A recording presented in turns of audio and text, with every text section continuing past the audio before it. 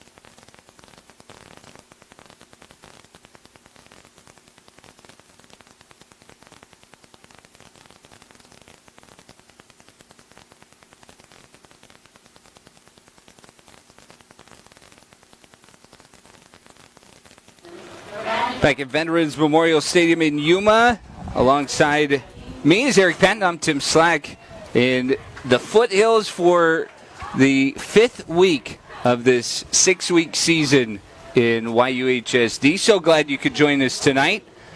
Jaheim Wilson-Jones and Alex Mosqueda representing Gila Ridge and Yuma respectively. Yuma won the toss and deferred.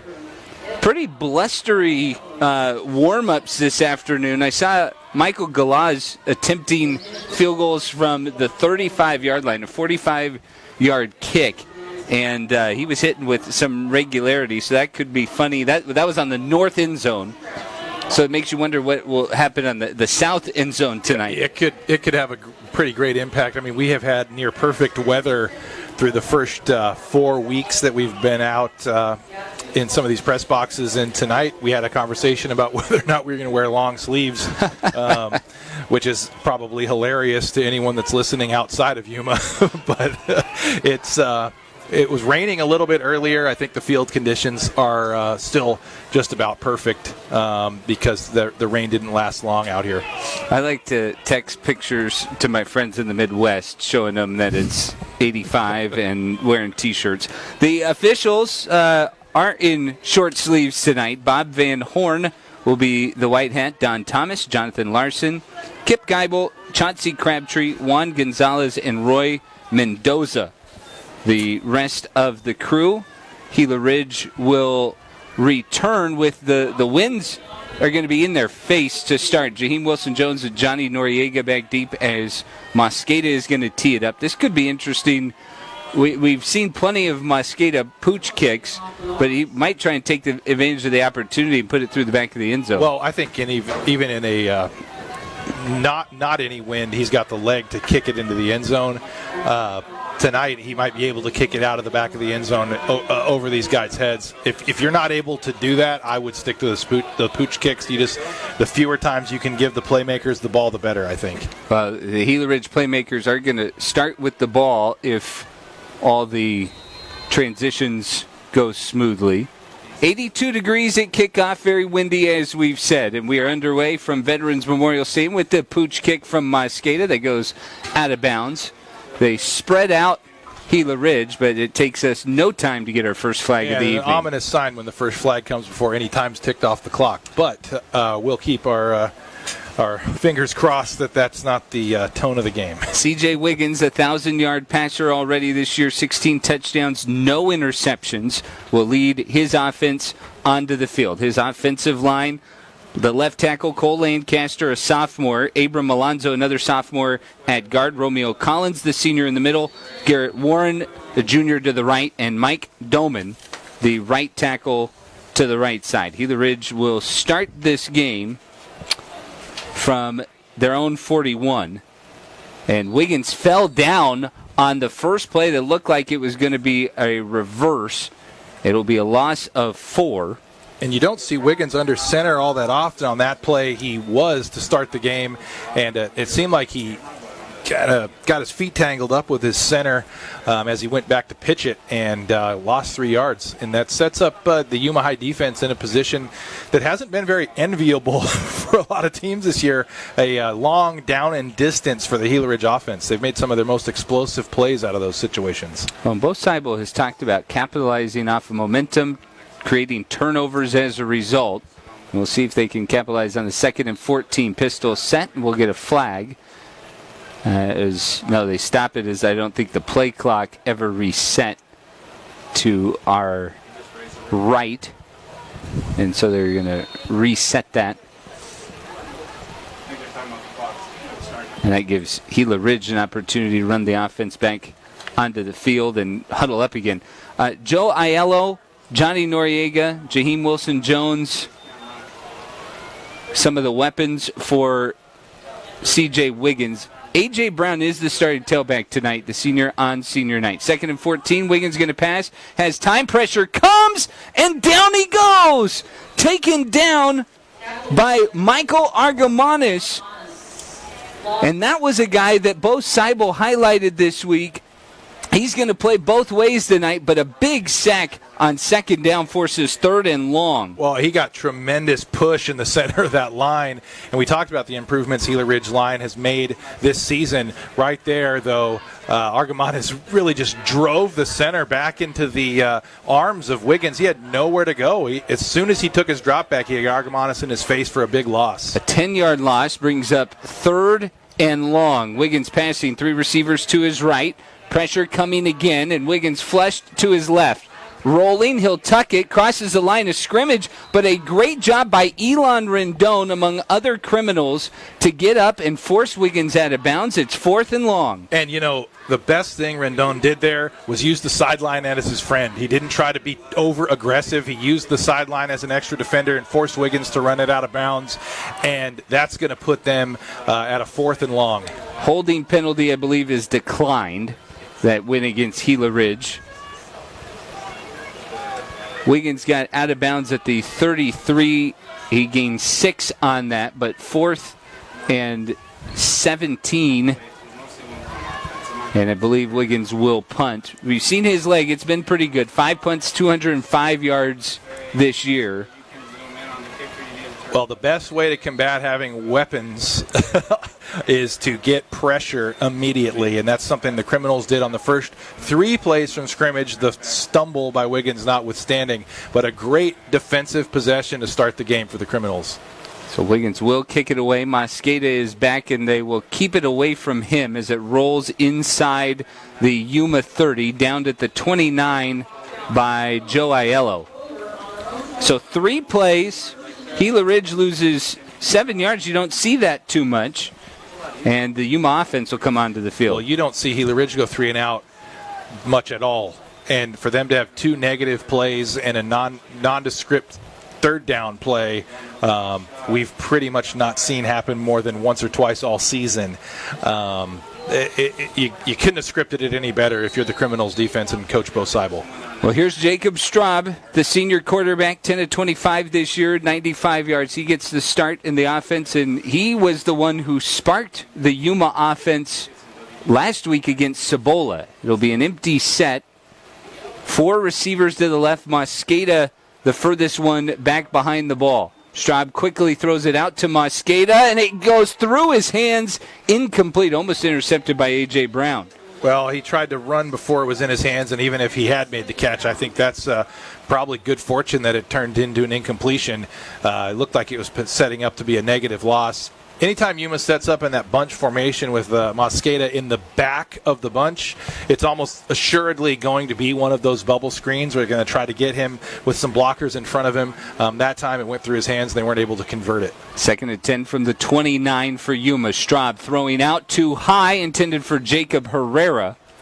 But the senior 6'2", 175, couldn't get it on his tippy toes. And as much as we praised Yuma's start defensively, it's up to the offense to try and capitalize on that. If nothing else, just possess the ball for a little bit of time. And 2 straight incompletions there, that's a throw that a senior quarterback has to be able to make. He's got to get down on that ball and get that ball in the catchable area for Herrera. Still at the 29, 3rd and 10. 3 receivers to the left for Straub, empty backfield. Pressure comes, forces him to his left, comes back to the right, but just too many Hawks swarming around.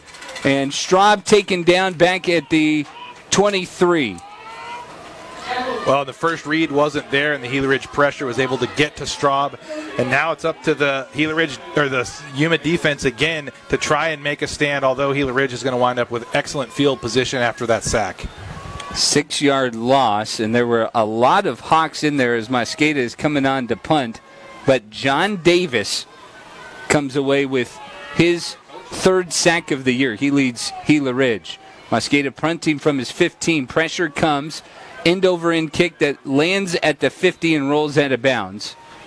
So both teams go 3 and out to start. 9:22 in the first quarter. We have no score, Eric. Well, I think if you said 3 minutes into this game there would be no score, I might be a little shocked just the way that Gila Ridge has been able to put up points. Now's a big time for the Yuma defense to capitalize on that momentum, though. I suspect that we might see a little bit of the Gila Ridge running game here and getting Brown involved, who's in the backfield again here on the 2nd possession for the Hawks.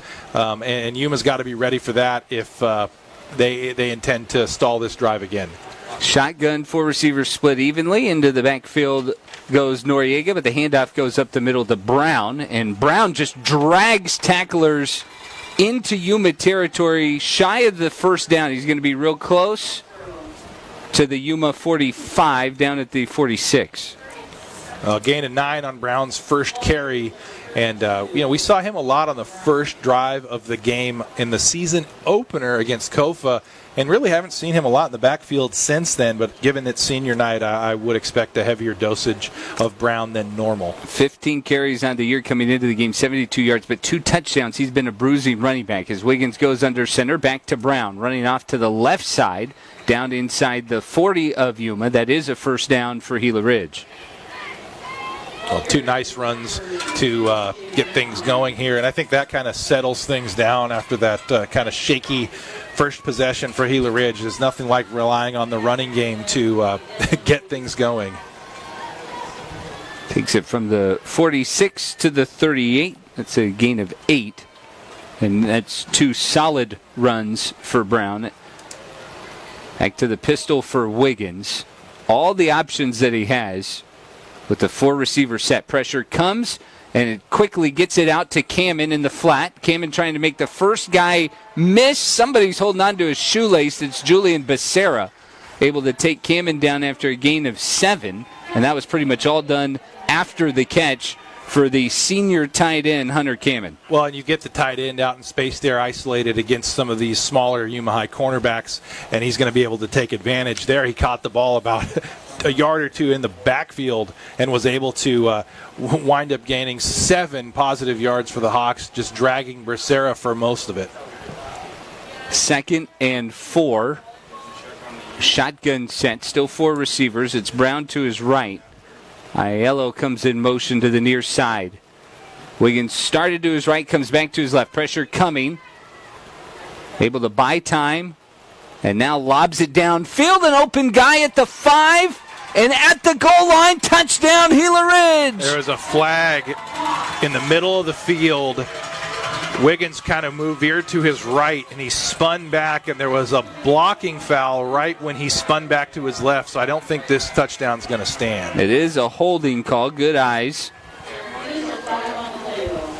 Was just going to pull out that was Kamen's first reception of the year, a tight end that Jay Elgood had highlighted at the beginning of the year, but as he's explained to us, same situation with Brown and Pono Reynaud, that he has to get some of his athletes a break sometimes, so Kamen hadn't been as much of a factor offensively. They had found a couple of looks for him, and just when he thought he got his first touchdown of his senior year, those points come off the board. Well, the Gila Ridge depth has definitely played into their favor. They've been able to avoid having to play too many guys both ways this year, and that's something that a team like Yuma doesn't have the luxury of doing. From the 46, 2nd and 19, Wiggins got turned around, rolling, and spins out of a tackle. Able to maintain his eyes downfield, and then finally taken out of bounds. The flags are going to come flying, a late hit. And he was being chased the entire time, but the criminals just...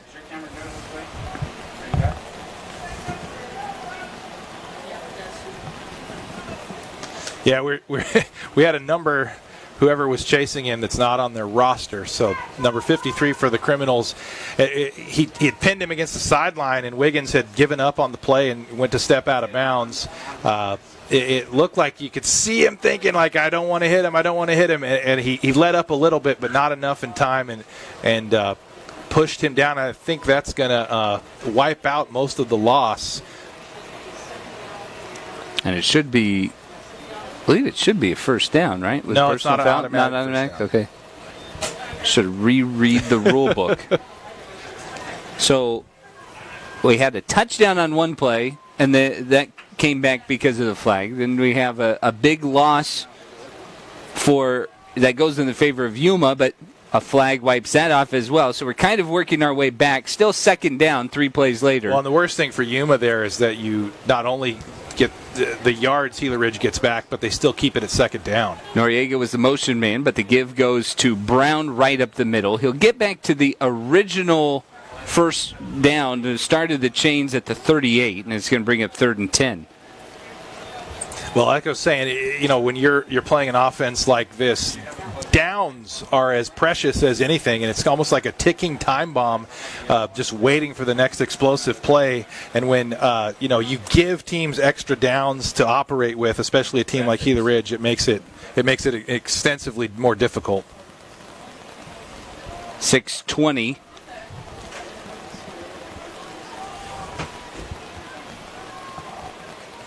Left in the first quarter, 3rd and 11. Didn't quite give him back to the 38. Wiggins passing. Has a little bit more time. Now feels the clock run out. Racing to his left. Can he get the first down? Wiggins running forward. Does get it and gets out of bounds.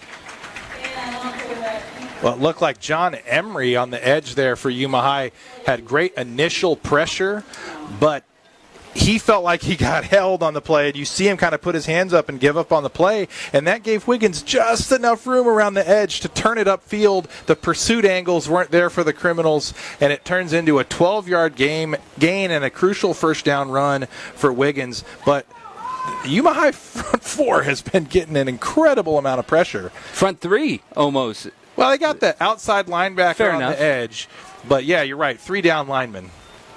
It's 1st and 10 for Brown. Knifing through the defense. Brown stood up, but still powers forward inside the 10, down at the 8.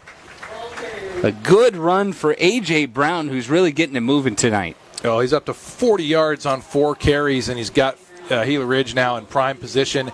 And this just goes back to, 3 plays later, you got an opportunity to have him in a 3rd down and 20-plus, and a personal foul gives them a little bit of new life, an extra down, Wiggins' scrambling ability on 3rd down, and all of a sudden they're knocking on the doorstep to a touchdown. 1st and goal from the 8, and Wiggins will go back under center with Brown, the lone tailback. Aiello comes in motion. The handoff goes to him, racing around the edge. Aiello trying to turn up. He coughed up the ball. Scooped up by Mosqueda, who's chased out at the 30, and Yuma comes up with a huge turnover. What a hit by Becerra on the edge there. Perfect form tackle. Got his helmet on the ball. Jars it loose. Mosqueda's Johnny on the spot. Picks it up and gets a nice return, too, to set Yuma up a little bit out of the shadow of their own goal line. Another big play by the Yuma defense to just keep this game at 0-0. A 7-play drive that went 40-plus yards, but it ends up in a turnover. Now Yuma good field position with 5:18 remaining in the first quarter, starting from their own 28, but a timeout taken by Yuma High. 5:18 to go in the first. No score yet on our YUHSD Game of the Week. Every time we think we have the expectations figured out of what's going to happen coming into the game, we can just look at our notes and see all the scribbles and crossed out, because that's what we end up doing. Well, and this one seemed like the only recipe really for Gila Ridge to stumble would be if they were looking ahead to next week's season finale and a potential showdown for the city championship with Cibola. We asked Coach Elgood about that, and he said he felt really confident that, especially in this truncated season, that his team was looking at things not just one game at a time, but like in a cliche form in a lot of ways, but singularly every single day they were taking pretty serious, as they see NFL teams and collegiate teams have to cancel games because of the coronavirus, that they've been really grateful for the opportunity they've had on the field. So he really expected them to savor this senior night, savor this final home game. And I think it's really been the Yuma High defense. They've looked good, and the offense will try and match their effort. 5:18 in the first. They throw it over the middle. Caught by Goldsboro. A first down across the 40. Gain of 13 for Yuma High, and the first completion for Jacob Straub tonight. and the first down for the Yuma offense. And if I'm both Seibel and the Criminals and Jacob Straub behind center, I'm not in a hurry. Just limit the possessions in this game. Cervantes gets the carry, trying to turn the edge, but is dropped for a loss of 2. Stonewalled on the far side. A bunch of black jerseys. Pono Renault got in there. A.J. Brown in there as well. Well, last week we saw Cervantes in the second half have a wonderful game. He gained over 70 yards in the second half and scored a touchdown for the Criminals. And he was sort of the person that, along with Mosqueda and Straub's touchdown run, really helped the Criminals get back into that game against Cibola. 2nd and 11 from the 39. Back to Cervantes. He'll gain some yards, but be shy of the Yuma High 45. Gain of 5-ish. And 3rd down forthcoming for the Criminals. Well, now you're in a position for the Gila Ridge defense to make a play because you're in a 3rd and 7 situation. Straub isn't as much of a downfield threat as Medell is in terms of throwing the ball. So you can really put the Yuma offense on an island in a lot of ways. 3rd and 7 from the 44. Pressure comes. Straub trying to get out. He cannot escape. Taken down back at the 40. And that is a big sack by Aram Duarte.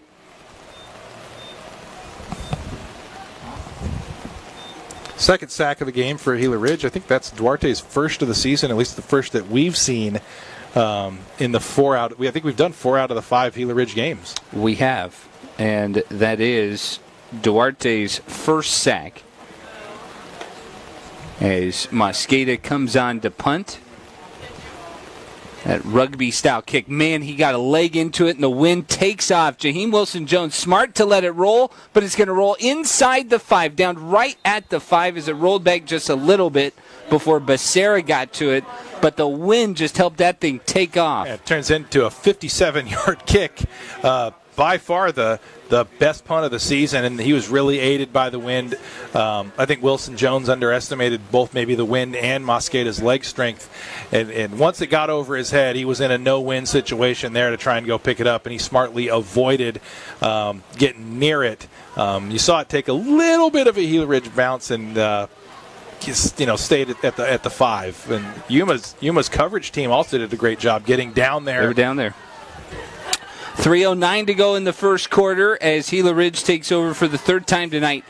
Still no score with this high-powered offense. Pitch out left to Brown from the 5. Brown tripped up as he neared the 10, a gain of 5. So A.J. Brown heavily featured early on for this Gila Ridge offense.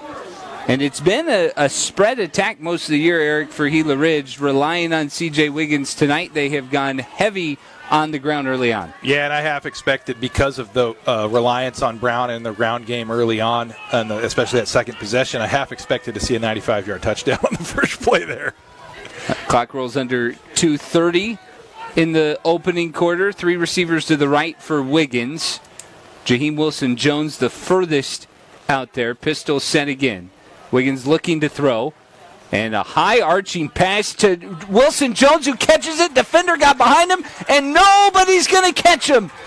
90 yards. Jaheim Wilson-Jones, the track star, races away. Touchdown, Gila Ridge. Well, 90 yards, not 95, I guess. My goodness. It looked when the ball came out of Wilson's hands like that potentially was ripe for a pick. That's a tough pass to make, a sideline route. He's throwing it from the pocket on no roll at all. He got enough on it. Jones made an amazing catch, really, to shield the defender from the ball, catch the ball with his hands, and then spin away. And once he got behind the defender there, it was not much of a contest to get to the end zone. Well, that has just shown you, right? Every time we talk about Gila Ridge and these long situations they face, Yuma had done an excellent job tonight as Wiggins gets the hold down, and Michael Galaz bangs it off of the upright. No good. But this is, so 6-0, 2:08 left in the first quarter. Gila Ridge does take the lead. But, Eric, this is something we've seen from the Hawks all season long in the fact that you can get them beyond the sticks. You can get them in long situations, or behind the chains, I should say, backed up into their own territory, backed up at their goal line, and still the big play is looming it with every snap. Anytime. And, that's a lot of anxiety for a defense. You're constantly worried about that. And you don't want to make too many comparisons of a high school team to the NFL, but I'd imagine that's a lot like what it's playing the Kansas City Chiefs. With so many offensive weapons, the big play is constantly there. And, that was a perfect example because Yuma – the initial coverage was fine. Right. It was there. Jones makes an athletic play to make the catch, spins away from one tackler, and he's gone. And that's just something that you don't see every day, and you can't simulate that in practice either to get prepared for it. Obviously Yuma High's seen them already this season and seen what Wilson Jones could do. We saw that, lofting 49-yard touchdown up the right sideline against Yuma High, but still, it's tough to replicate that. Galaz will kick it away into the wind, and the end-over-end kick taken at the 25 by Cervantes, running laterally and ran into a wall. Matthew Ofala, the senior, was the one to finish off the tackle. Short return for Yuma. And the Criminals always seem to start about the same spot, a little bit better field position here, though, than they've had tonight at the 32 with 2:03 to go in the first quarter. Kicking it into the wind there kind of knocked it down. I think Mosqueda wanted to make the catch and use Cervantes as a lead blocker there, but on those kickoffs, you're really hesitant to let it go. If you've got a chance to catch it, you're going to make the play. So Yuma's third crack at it. They've run 7 plays. About 4 yards net of offense thus far, but a big pass early to Goldsboro last time for Straub. Starting from his own 33, 1st and 10. Handoff goes to Mosqueda, who bursts up the middle across the 45, and they will find every way to get Alex Mosqueda involved that they can. Well, that's the first time we've seen him get a direct handoff quite like that. Last week we saw him had about 20 yards rushing on 2 carries, but they were both in sort of jet sweep or reverse situations. That time he's lined up in the backfield next to Straub. I'm sure Gila Ridge had no plans for that kind of player personnel change for the Criminals. Mosqueda motions out. Handoff goes to Cervantes on 2nd and 2. He's pulled down from behind as Garrett Warren might have got him right before the marker. It's about a half a yard short. So it'll bring up 3rd and inches. Well, and that's the thing that I think Yuma has had some success with, and we noticed that last week. When they had their most success in the third quarter, a lot of it was those quick-hitting plays. The plays that take too long to develop, especially with an inexperienced offensive line. You can't expect those guys to hold blocks for as long as they would with a slow developing play. Got a flag that they appear to be marking off against Yuma, and looks like an illegal procedure. Yeah, that's what it was on Yuma. So that'll wipe off the down. Well, it'll still be 2nd, but I think they're essentially that wipes away the half of the Mosqueda run on 1st down. So replaying 2nd down from the 36 this time.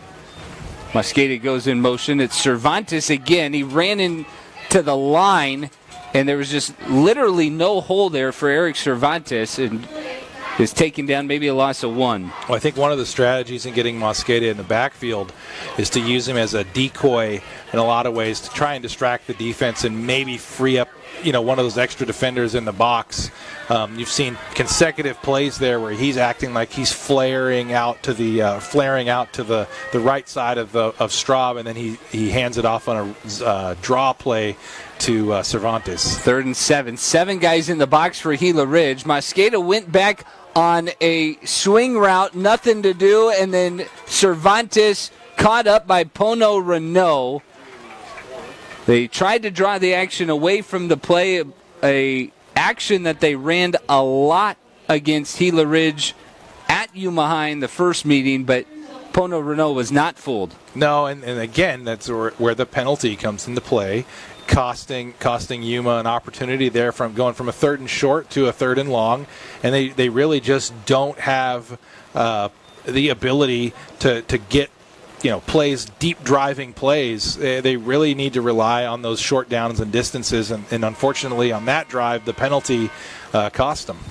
That concludes the first quarter, and Mosqueda is going to turn around and punt into the wind to start the second. Gila Ridge gets the big score, a 90-yard touchdown pass to Jaheim Wilson-Jones. It's 6-0 Gila Ridge on our YUHSD Game of the Week at Veterans Memorial Stadium in Yuma.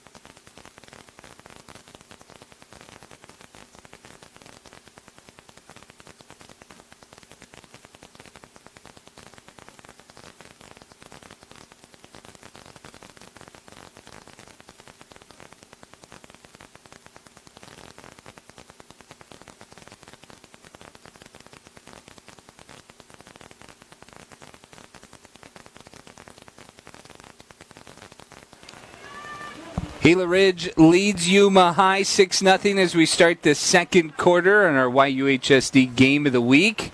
Tim Slack and Eric Patton from Veterans Memorial Stadium, where we're going to start the second quarter with Alex Mosqueda's 3rd punt tonight. His last one was a beauty. They had pinned Gila Ridge deep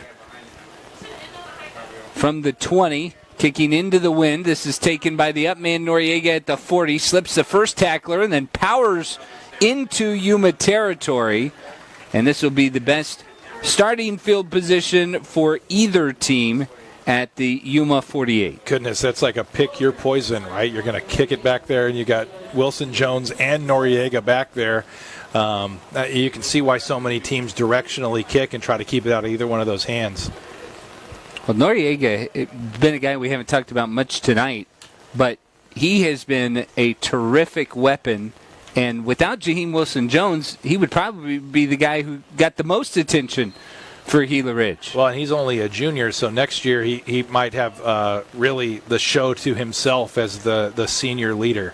1st and 10 from the Yuma 48. Wiggins under center, rolling right after the play fake. Comes back, throws it up, almost intercepted as Mosqueda snuck in there, and he is everywhere tonight. Well, Mosqueda, great jump on the ball there. Emery, again, that's the second time in maybe the last 4 dropbacks for Wiggins that Emery has gotten great pressure. Seibel talked a lot about wanting to blitz, and you see it there. Emery's getting free exclusively as a blitzing linebacker from the middle. Well, they only have 3 down linemen, so you know he's going to bring pressure from one of those spots.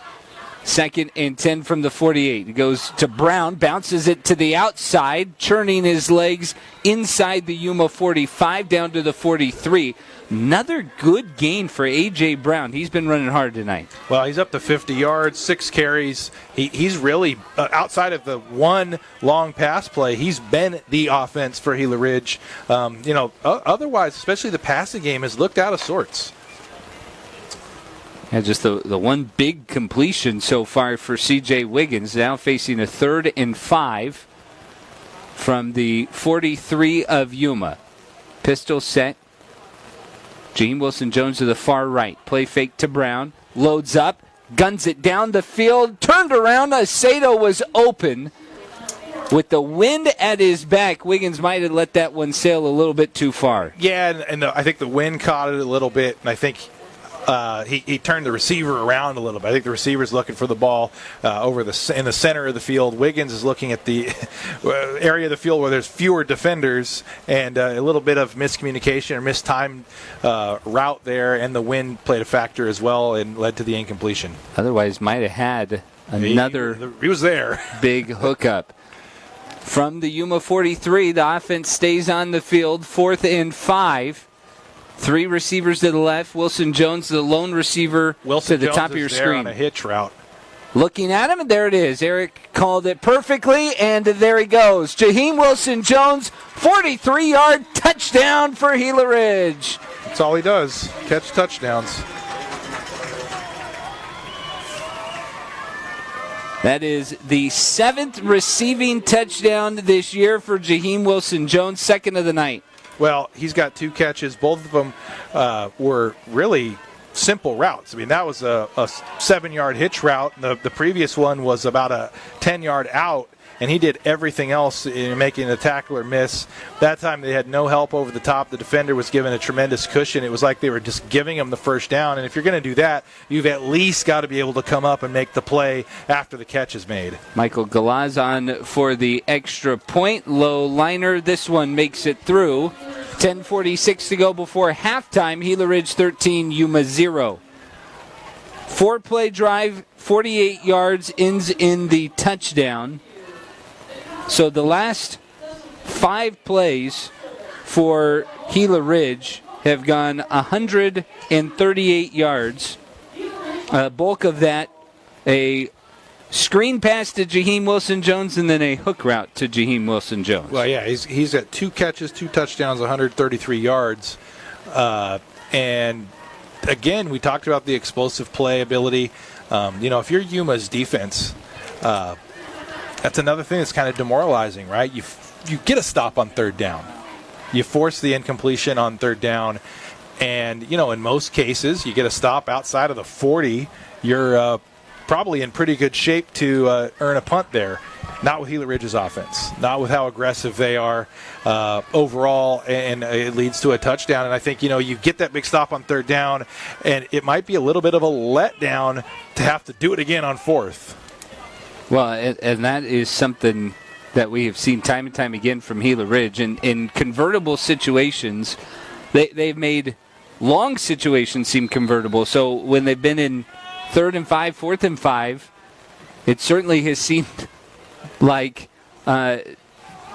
stuff that they feel very comfortable with. Galaz with the kick, winded his back, a low liner taken at the 25 by Becerra. Julian Becerra dancing to the outside, tried to cut back, made the same guy miss twice, and then got up across the 45. This guy was a tailback at the start of the year, getting most of the carries. He's been an excellent defender and a good return there for Yuma High. Well, you saw the feet of a runner there for sure. He made guys miss. He was really elusive. And the nice thing was when he caught it on the line, you see a lot of those up men, they'll catch it, kind of be indecisive, maybe fall down. As soon as he caught it, he knew what he wanted to do, and he made his way upfield, made a couple guys miss. And, again, that's a little injection of confidence maybe for Yuma High. We'll see what they can do now with their best starting field position of the night. Yeah, the offense looking to get rolling, and Bo Seibel's been trying to string together drives, keep them on the field. Mosqueda comes in motion, fake to him. Straub's going to keep it on the ground, and he will get stood up just outside the numbers at midfield, just shy of midfield. Well, gain of 2 or 3. It looked like the play was there, and Straub ran into his blocker on the edge there. I think if he had cut inside of it, it might have been a bigger gain, but still a nice play design there. Again, you're expecting that all eyes are going to be on Mosqueda. You've seen that play where Mosqueda gets the end around on film, and they took advantage of it there. And I do like that Straub was very decisive in putting the ball under his arm and running it. From the 49, this could be a legal formation. They toss it to Goldsboro, who's got the first down.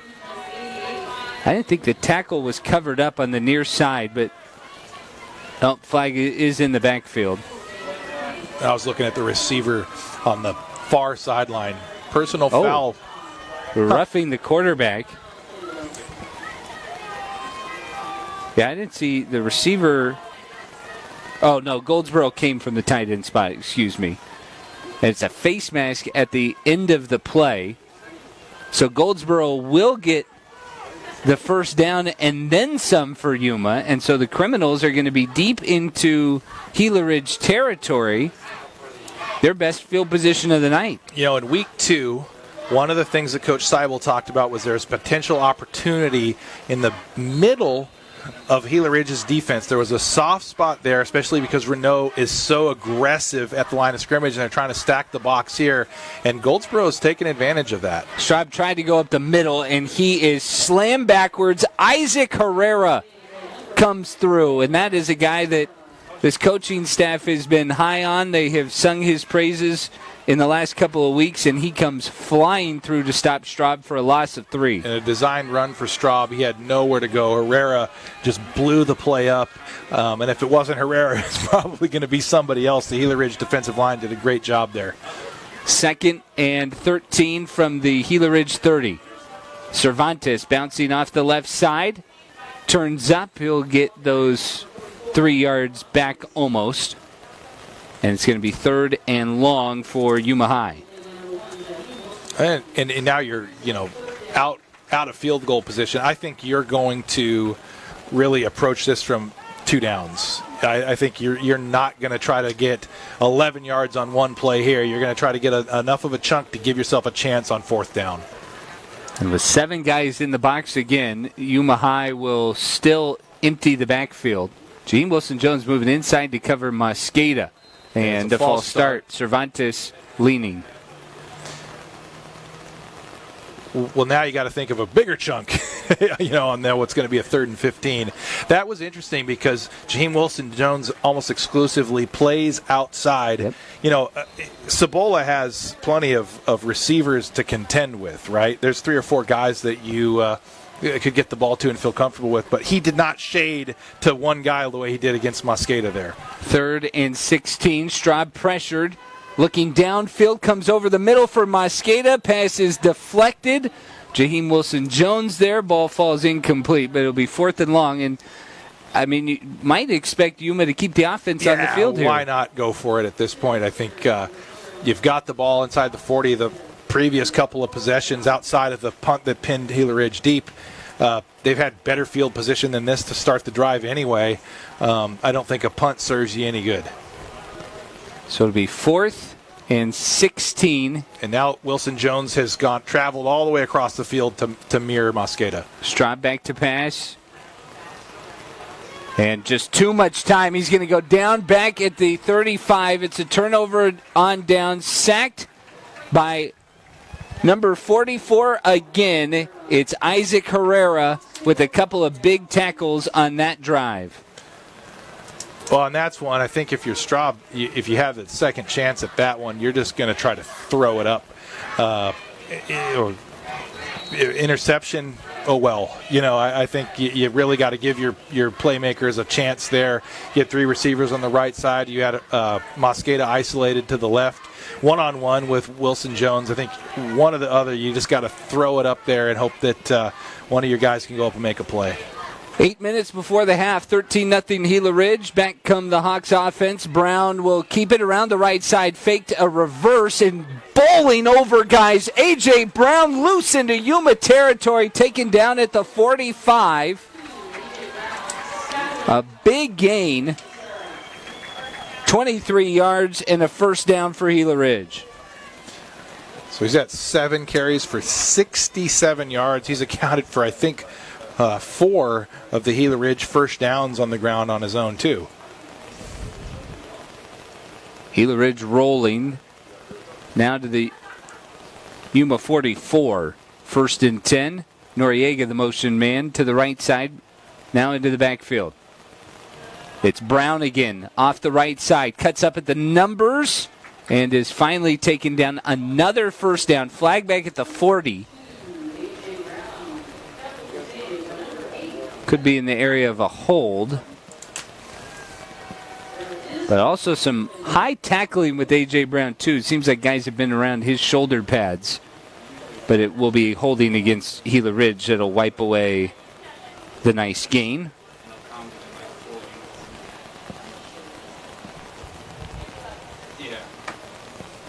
This is the 3rd holding penalty against Gila Ridge tonight. They have had a defensive personal foul. Mm-hmm. It's been a little bit more of the same for some of the things that concern Coach Elgood, and I think I would suspect he really would want to see those things cleaned up, especially heading into next week. It's really been their only flaw this year is the penalties. Clock under 7.5 in the second quarter. From midfield, 1st and 15. Wiggins drops back to pass, fires it to Acedo, completed to 45. Breaking tackles, Acedo racing away, stays on his feet, and will go into the end zone for a 50-yard touchdown. Gila Ridge strikes again with a big play behind the chains. It doesn't matter. And it never does. And the thing that's amazing is that Wiggins really hasn't had to do much tonight. Like, he's just found the receivers in a relatively simple pass and let them do the rest. And that just goes to show you the kind of athletes that Gila Ridge has on the edge. A two-play, 66-yard drive that ends with a 50-yard touchdown to Jacob Acedo. Michael Galaz on for the PAT. Wiggins the holder, wind at his back. It's beautiful, and Galaz punches it through. 7:08 to go before the half, and it is 20-0 Gila Ridge. And this offense, blink and you'll miss them.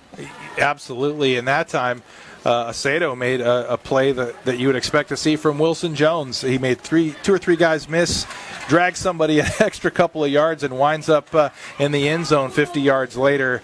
A heck of a play by Acedo, and I think he's one of the most underrated playmakers that the Hawks have on offense. Well, this is something we were kind of hinting at if we didn't talk about it in the pregame, but you can't take away one athlete for this Gila Ridge team. And when we've talked to now all three coaches in the City League about Gila Ridge, they talk about their athletes. They do bring up particular names, but they do talk about the athletes as a whole. And more than one guy has brought up Jacob Acedo in that fold and in that realm for Gila Ridge. And they brought those guys up as people that you have to constantly contend with, constantly worry about. And we talked about anxiety on a defense earlier, and I think that that's exactly what it is. You think you've taken somebody like Noriega away, which he hasn't even been targeted tonight. Right. And came in as their leading receiver, right, too. And he had a 10-catch game this year. Galaz boots it. High end over end kick will get into the end zone for a touchback. Our first touchback on Game of the Week. Told you we might get one tonight. So Straub and the Yuma offense will come back onto the field with 7:08 before the half. And we've seen this story before from Gila Ridge. Maybe a couple of drives that you think, hey, somebody might have figured them out, and then they score 3 straight possessions. Well, and the second drive really was a great defensive individual play by Becerra to force the fumble and halt that one. I think the first 8 minutes of the game looked very, very promising for the Criminals, but what happens, the floodgates open on the one big play, and it kind of leads to more and more after that. You see again Wilson Jones shading inside on Mosqueda in the slot. From the 20, Cervantes will get the carry and just get back to the line of scrimmage. Nothing more. Well, and both teams have talked about persistent storylines. For both Seibel's offense, he has constantly preached to us that the important thing has been keeping the other team's offense off the field, giving his defense a break and stringing together drives. And tonight, that has been maybe the biggest bugaboo for Yuma. Right, and they had only the one sustained drive where they got a couple of first downs. 2nd and 10. Straub gets away from pressure, is going to keep it, able to evade one more tackler, then stood up and taken down after a short gain. He did a nice job eluding Herrera there. On the previous drive, Herrera had stopped the direct run by Straub in the backfield, picked up a sack. He almost got his second sack of the game there. He does get 2 yards. Straub does. Yeah, Herrera getting in there. This Gila Ridge defense flies, creates some pressure. Jay Elgood praising John Davis this week for the fantastic job he's done on the end. He got a sack tonight, too. 3rd and 8, 3 receivers to the right from the 23. Straub started to the right, or started to the left, comes back for Mosqueda and throws it too high. And 4th down, forthcoming. So the offense for Yuma High again, continuing to just have tough sledding against this Gila Ridge defense. Well, now the pressure's starting to get to them.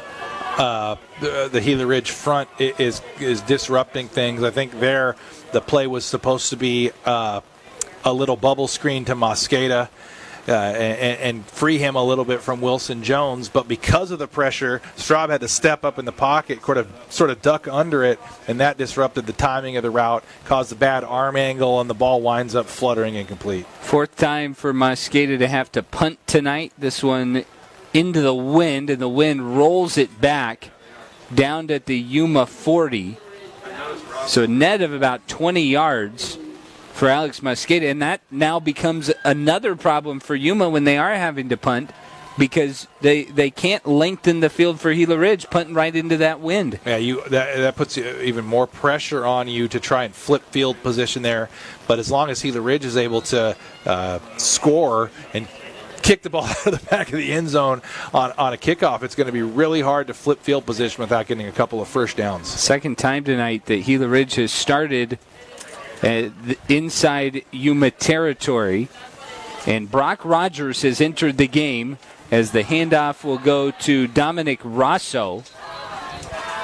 So the junior 6'1" quarterback, he's thrown one pass and completed it this year. As A.J. Brown comes out, flag on the play. Would have been a gain of 5 for the senior Rosso, who just checked in. See what the flag is.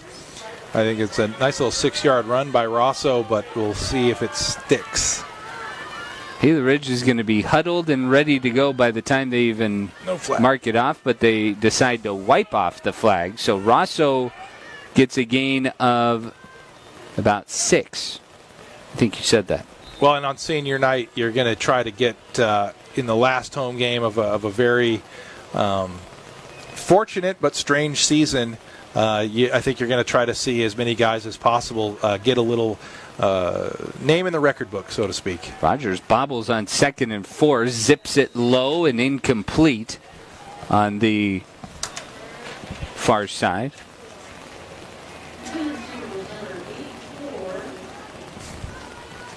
And it'll be 3rd down forthcoming.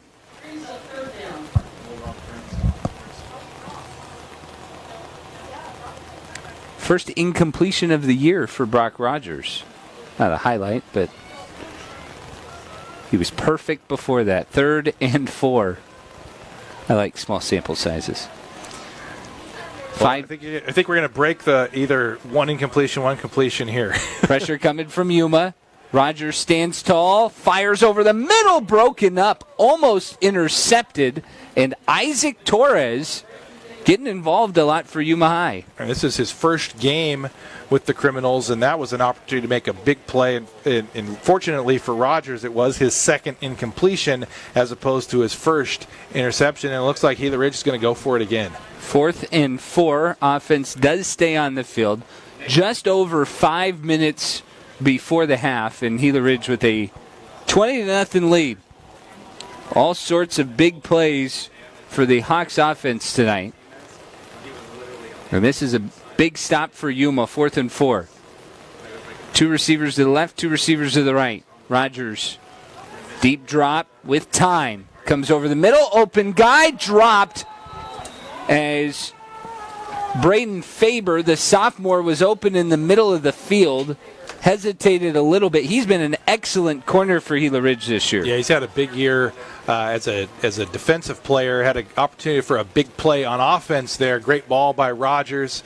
And unfortunately for Faber, he just couldn't make the catch. See, getting some consoling from Coach Elgood on the sideline there as he comes off after the 4th down. So that snaps a streak for Gila Ridge of 3 straight possessions with the drive. That's all 20 of their points. And Yuma will get to start from their own 34, 5:07 to go before the half, as Straub searching to get his offense going right now. 3 receivers to his right. High snap. Goes to Cervantes, and he just hasn't had anything, and the ball comes out. Straub tried to chase it down. Ball is loose back at the 20. Gila Ridge says they have it.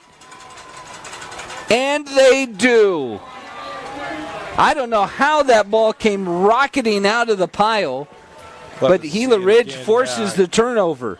It was a big glut of people in the middle of that line, and somehow the ball gets swatted out. He got stood up. Pono Renault was the one on the initial hit. And this is the best field position of the night for either team. Third time in the last 4 drives that Gila Ridge is starting in Yuma territory. They'll start from the Criminals' 21-yard line. And bad news for the Criminals is that C.J. Wiggins, Jaheim Wilson, Jones, and company are back on the field for the Hawks. The senior trio back on. A trio of receivers to the right on 1st and 10 from the 21. Wiggins heaves it down the field. End zone for Faber, broken up. That was Tyler Faber, the senior who made his return last week with an interception. And good coverage by Becerra on the outside. A good recovery on the coverage. And Becerra's really had a nice game. He forced the fumble earlier, had that good little kick return in the middle of the return team there, and I really think good coverage. You know, he was able to recover and make a play on the ball to just disrupt Faber's line of vision enough to force the incompletion. Gila Ridge still starting from great field position in Yuma territory at the 21. 2nd and 10. Noriega the motion man, but the give goes to Brown. Right up the middle. A.J. Brown bounces it to the outside, and he's wrapped up inside the 5. Dragged down at about the 2. Gain of 19. Devin Miller might have saved a touchdown for Yuma High. Well, I think they're going to do everything they can here, Gila Ridge, to try and get A.J. Brown in the end zone on senior night. A lot of the seniors getting opportunities to score or have a big play. 1st and goal from the 2. Brown will be to the left of Wiggins out of the shotgun. 4 receivers. Aceto in motion. Wiggins rolling to the left, lobs it in the back of the end zone, incomplete. I think Aceto turned up before the snap, and I believe that'll be the flag that we get. Yeah, that came out as soon as the ball came out of the center's hands to Wiggins. So that would go as a legal procedure, or a legal shift is what they'll signal. And that'll back up Gila Ridge. You always wonder, this is an interesting conversation that I'm sure we'll have with coaches at some points, because you talked about downs being so precious. In a situation like this, what's 5 yards with this Gila Ridge offense that is so explosive? They've had touchdowns of 90, 43, and 50 tonight. Well, and they've done that all year. And I think that in this case, you'd almost prefer that they were inside the 5, because it just opens up the options. It makes the guys harder to cover, and you're going to see that. I think they're going to go to the air right here. Pistol from the 7. Now, this is Brown on the ground, and Brown down to the 5. 4 jerseys led by Eric Cervantes for Yuma High on the stop.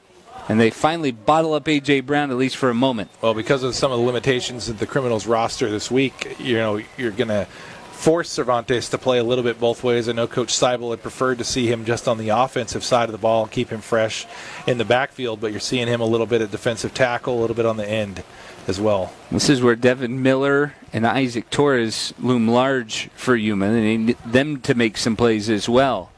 2nd and goal from the 5. Brown to the left. 3 receivers.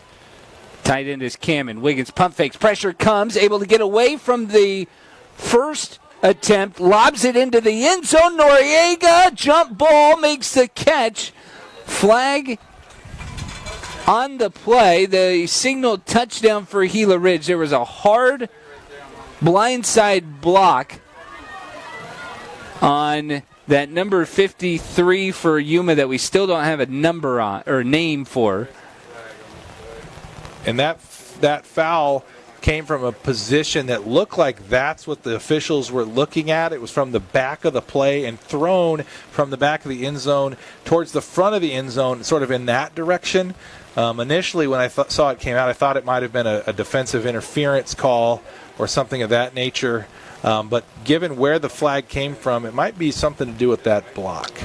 I think they actually called a legal man downfield, but I was thinking the same thing. He touched his cap.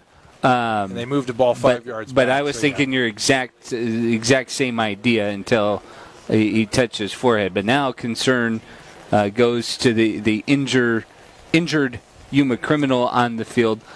3:05 left before the half, 20-0 Gila Ridge. And these two teams have really told the same story most of the year, Eric, in terms of Yuma High has been concerned about tackling on the defensive end. But Bo Seibel has really done a good job, and his coaching staff have done a really good job of getting their athletes in position, and they show spurts probably unlike any team in the city in terms of just what they're capable of, but they've had a hard time sustaining it. On the other side, Gila Ridge has kind of shown the opposite of they can beat you with one play at any given time. You know, I guess you said earlier that Gila Ridge really one thing to fault them with, or one area that they may have struggled at all this season, if you're nitpicking, were some of the penalties, and we've seen that come up a little bit tonight. But I think another thing that they haven't been able to do all that consistently, and this may be because of the penalties, is sustain drives. They've had to rely on a lot of converting 3rd and 24 or long down and distances being turned upside down on the strength of their athletes. We saw it a little bit more in the Cibola game. But that game we've talked about since, it's really seemed to hinge a lot on a few big plays, especially a couple of big defensive plays. And I really think that, moving into the final, game and a half, for Gila Ridge, it'd be really interesting to see them string together some sustained drives like we've seen them do at various times earlier in the year. Well, while I agree with you, the penalties have certainly been a factor of that. The fact that they do have big plays all the time. I mean, talk about the 90-yard touchdown and then a 50-yard touchdown. A lot of times they do come in big situations, but how many times have we also seen it be the first or second play of a drive? Well, yeah, and that was just two possessions ago, or a possession ago, on the touchdown to Sato up the left sideline. That was the second play of the drive. They go for a 50-yarder, and they just have seemingly been able to turn nothing into something so often this year that it keeps defenses on their heels constantly. Really good sign is they're able to get the young man off the field. Do apologize, we don't have a number for him, but that has been the position. We did allude to this a little bit for Yuma, and Bo Seibel talked about it this week to us of just he knew he was going to have some guys who they were going to be called upon, hadn't necessarily been in a ton of games yet this year, but that has been something that he knew he was going to put new faces into positions. Second down, it's a pitch to Jaheim Wilson-Jones, who's looking to throw. Now we'll just tuck it and run, and turns it into a gain of at least 5, almost 7. And it'll be 3rd and goal, not too far away.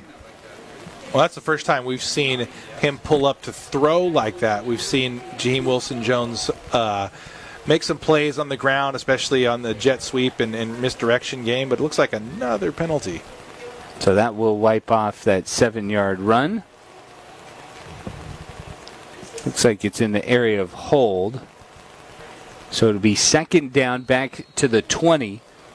And this has been a common theme for Gila Ridge games. How often do they end up 3 plays later at the same place where they started the whole drive? It's been that many penalties. I don't think we can explain that well enough, that it has been a bulk of penalties. No, and we've seen some incredible down and distances. I mean, we saw like a 3rd and 30-something get converted for a touchdown. Less. Yeah.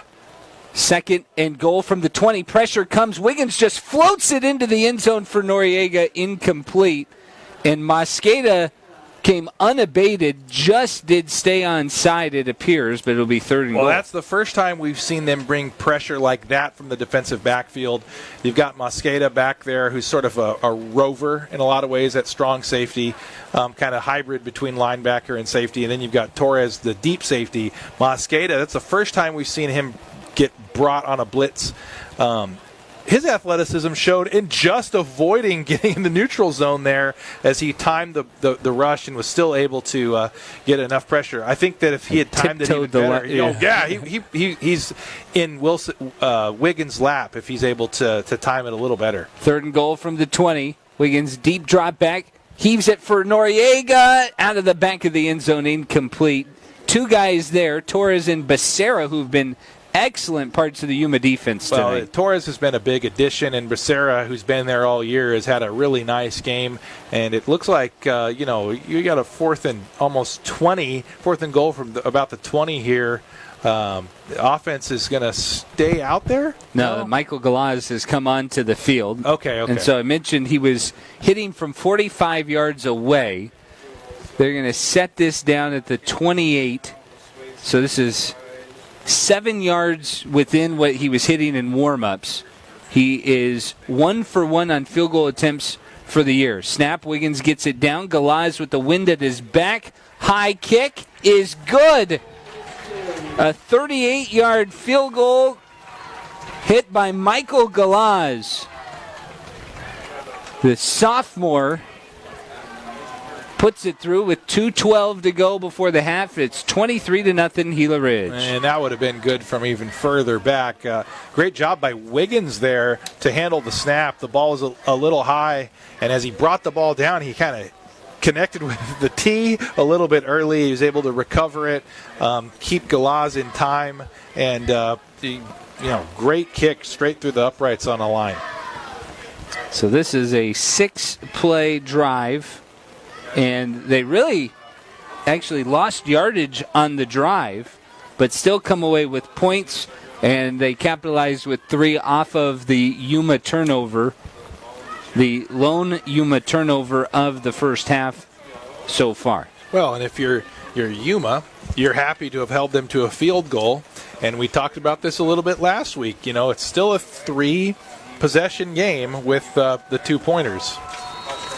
So Galaz will give it back to Yuma, 2:12 in the first half. Mosqueda pushed back to his 5.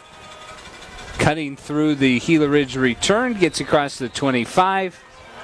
And Yuma's offense will come back onto the field. But, Eric, this has been kind of the scenario for Yuma tonight. Wherever they've gotten the ball, they haven't had any drive longer than 6 plays. That was a turnover on downs. They've had 4 punts and a fumble beside that. And they've really struggled beyond finding Goldsboro a couple of times in the center of that defense to get anything going in the passing game. Straub's 3 for 7 on the night. He did have 3 consecutive completions, but one of those was for 0 yards as Goldsboro was brought down at the line of scrimmage.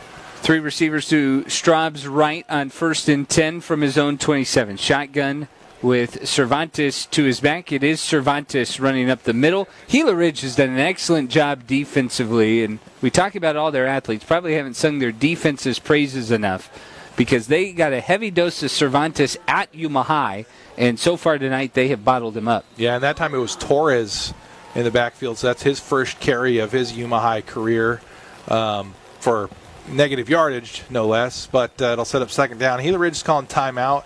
With 1:39 to go before the half. Yeah, I apologize. That was Isaac Torres. He kind of slipped into the backfield there.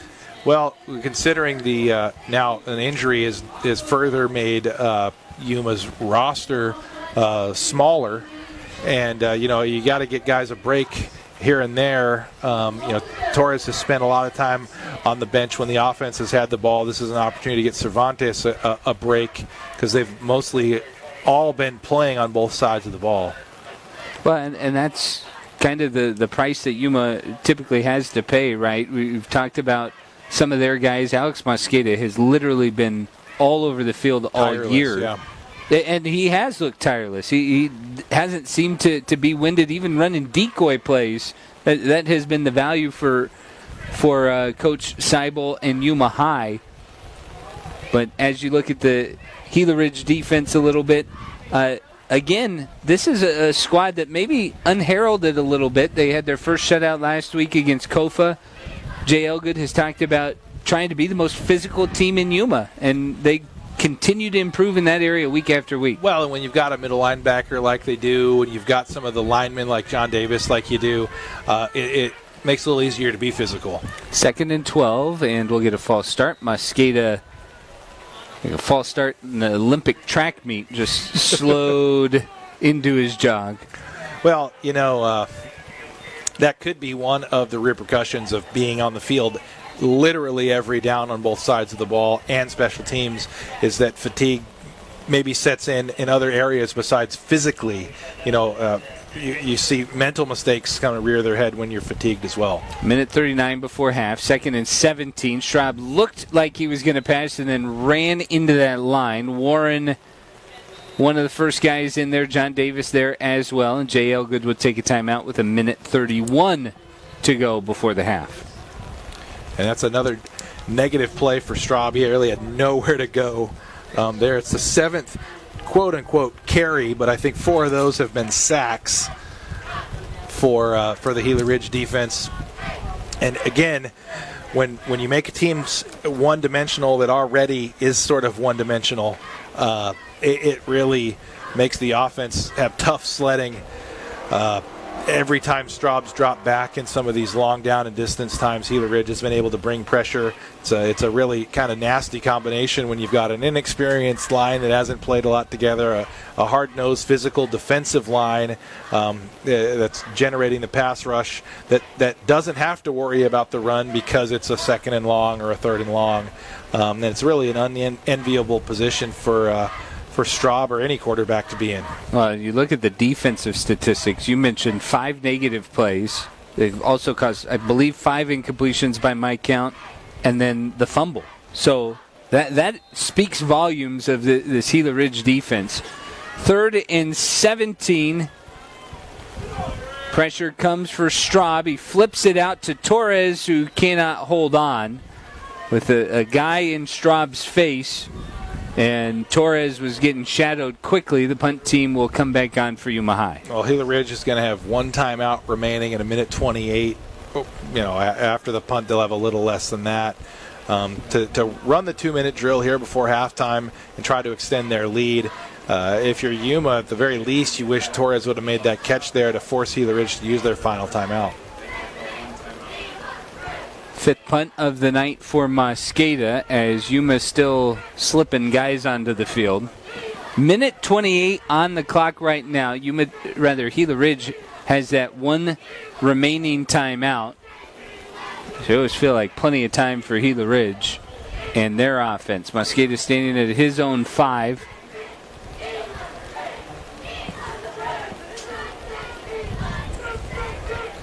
And he gets the kickoff right in the middle of the field, and Miller takes it right near midfield. Somebody kind of scooped it up from the 45. Yeah, that's where they're going. And they see it. Yeah, they're going to mark it all the way back at the Yuma 44. Well, they're still walking.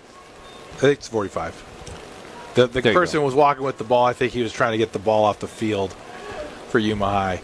It was unfortunate because the ball looked like it was going to take a criminal's bounce, and they could have drained a little bit more time off the clock. You heard some moans and groans in the crowd. I think maybe me too. Minute 20 left before half. 23-0 Gila Ridge from the Yuma 45. It's their 3rd straight drive starting in criminal territory. Wiggins from the shotgun stands tall, launches down the field for Wilson Jones, complete. Down at the 3. Well, that's just a backyard play. They're going to play to go up and get it. And Wiggins threw it up in the air, allowed his receiver to go make a play on the ball. The Criminals had good coverage there on that side of the field, and he just was able to go up, make a play over the defender's head, and set up a 1st and goal. Again, huge chunk of yardage on one play, 42 yards. Wilson Jones over 150 yards receiving in the first half. 1st and goal, hand goes to Brown, and he's dragged down shy of the goal line. 3 plays alone for Jaheim Wilson-Jones, 42, 43, and 90. Well, I'm just disappointed he didn't score a touchdown on that play. 2nd and goal. They go back to Brown, the senior, plowing forward. Touchdown, Gila Ridge. A.J. Brown, for the 3rd time this year, finds the end zone. And that's a nice sight for the senior. You could tell it's his 3rd carry inside the 5. They were really trying to get him that touchdown tonight. Again, on senior night. He's got 11 carries, 96 yards, and now a touchdown in the first half for the Hawks, who are poised to go up 30-0 after this extra point attempt. 1:20 was on the clock when they had it. They scored in less than 50 seconds as Galaz punches it through. And that is got to be the amazing thing. We know Cibola's probably watching at home tonight. Opportunity to get back at Gila Ridge next week in that rivalry matchup. We expect the city title to be on the line. But again, you see what this team is able to put on tape, and it is cliche, but they score in a blink of an eye every time you turn around. And they do that because the receivers that they have and the quarterback that they have are constantly putting pressure on a defense. That ball that Wiggins put up the right sideline there was a perfect pass in a position where only his receiver could get it, and he trusted his receiver, who was outstanding, to go up and make a play, and that's exactly what he did. And we talked about it, especially those first 2 drives. Yuma had given them all that and then some, and still they break free and make this a 30-point game before the half. Well, that's the incredible thing, that they had 2 empty possessions to start the game and still are on pace for 60. Galaz blasts it to the 5, where Mosqueda running straight down the middle of the field. Alex Mosqueda finally upended across the 35. Braden Faber will take him down at about the 37. So about 25 seconds for the Yuma offense to work. And they will have some of their best starting field position of the night at their own 37. But this is the 8th time this Yuma offense has come onto the field, Eric, and they've had a couple of drives that have gone backwards. They've had a turnover on downs, and they've had a fumble. And they're going to go ahead and send us to halftime with a kneel down here. Only 25 plays in all of those possessions. And when we do officially get to half, it'll be Gila Ridge 30, Yuma High 0.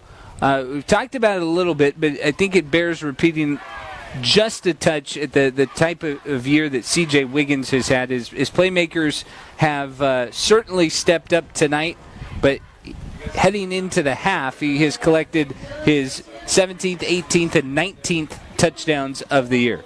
Yeah, and I think the incredible thing that you mentioned earlier is the 0 interceptions.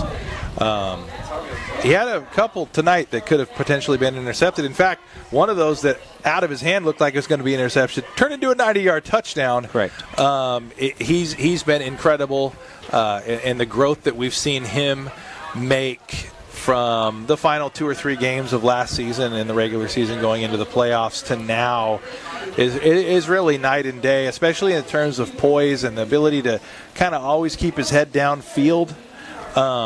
He's just such a willing quarterback to dole the ball out to all the weapons that he has. He doesn't seem to have a favorite target, and you know, as much as it would be easy to have one with a couple of these guys, he's done such a good job of just distributing the ball, making the right play, making the right decision. It's such a mature player, and that's what you'd expect from your senior leader. Well, not enough superlatives about him or the rest of his senior teammates, but we'll try and give you some when we come back to get you set for the second half. We'll take a little bit of a break on our YUHSD Game of the Week. Gila Ridge leading Yuma High 30-0 at the half on Spectrum Channel 73 and the YUHSD Facebook page.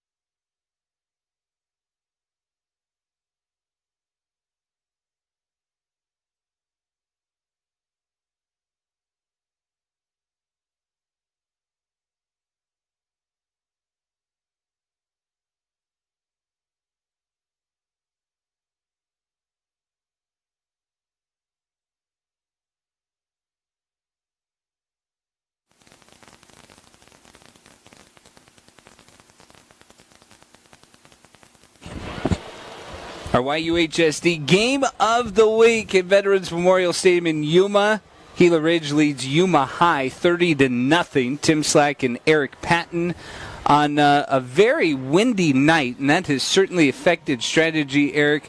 But when Gila Ridge, whose main strategy all year has been get it in the hands of their playmakers and let them explode, that has paid off week after week, and tonight has been no different. No, it hasn't. And Gila Ridge has ran just under 25 plays on the night, and they've had almost a third of those plays go for over 40 yards. Incredible. And C.J. Wiggins, for example, has 10 pass attempts, 5 completions, 232 yards, and 3 touchdowns. The primary target for him has been Jaheim Wilson-Jones, as we knew coming in. 3 catches, 175 yards, 2 touchdowns, including a 90-yarder. Those are his only 3 catches, huh? Yeah. Yep. A 42-yarder, a 43-yarder, and then the 90-yarder you talked about. Yep. And then you had Alfonso Brown, 11 carries, 96 yards, and a touchdown. We talked about the ability for Gila Ridge to have a balanced offense, and that was something that we really wanted to see. And I'm sure something that Coach Elgood wanted to see, as we get ready for next week's sign of all the Marbles City Championship game between Cibola and Gila Ridge.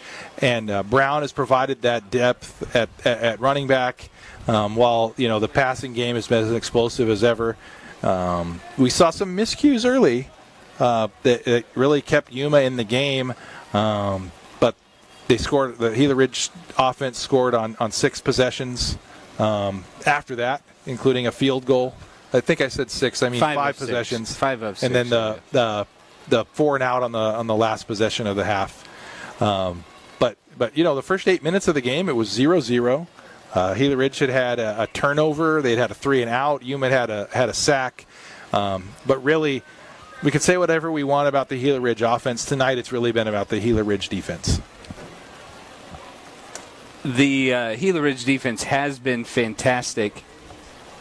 The way they've set the tone, but I think the thing I was trying to transition to was the fact that none of this game has really been negatives. There was the turnover that Gila Ridge caused when they tied up Eric Cervantes, but this has all been defenses that have been active. You talked about miscues by Gila Ridge. I really think that was credit to what Yuma High's defense was doing, and I almost even credit them, and this is going to sound really homerish in a way, but I almost credit them because the scores that Gila Ridge has had have been huge plays, but the defense has just had one breakdown within the set of that play. Absolutely, and the Yuma defense has been able, for the most part, to keep Gila Ridge in front of them. They've only had 5 completions. They forced, Wiggins is far beyond 50% passing on the year. He's 50% on the night. He's been picking up big gains, but Yuma's generated some pressure. They've gotten a sack. They forced a fumble on a great play by Becerra on the edge to stop the second drive of the game for Gila Ridge in its tracks. And really, the Yuma defense has lived up to the billing that we've expected them to throughout the season. But here's the thing. Starting the third quarter, their offense is going to be on the field, and that's where they've really struggled. They've got 5 total yards of offense in the first half, despite running 26 plays. Jacob Straub has been under constant pressure from Gila Ridge. They've had 4 sacks. They forced a fumble that gave them a short field late in the second quarter. And really the big or lone bright spot for the Yuma offense has been Julian Goldsboro, who's had 3 catches for 22 yards. Your halftime entertainment was brought to you by Jeffery Morago, celebrating his senior night as Michael Galaz sends a short kick that's going to roll out of bounds. The wind has really been pretty constant, blowing south to north pretty much the entire afternoon and into the evening, but it'll be a legal procedure, and Yuma will get good starting field position as we start the second half. And that's been a constant for Yuma, is they've had good to decent starting field position almost throughout the night. The problem has been in an inability to sustain much offensively at all. They've only had one drive that resulted in multiple first downs, and I think that you're going to see a little bit more of Mosqueda in the backfield and perhaps even in a Wildcat situation here as they try to mix things up. Shotgun, that's Goldsboro who shuffles in motion. 2 running backs split next to Straub.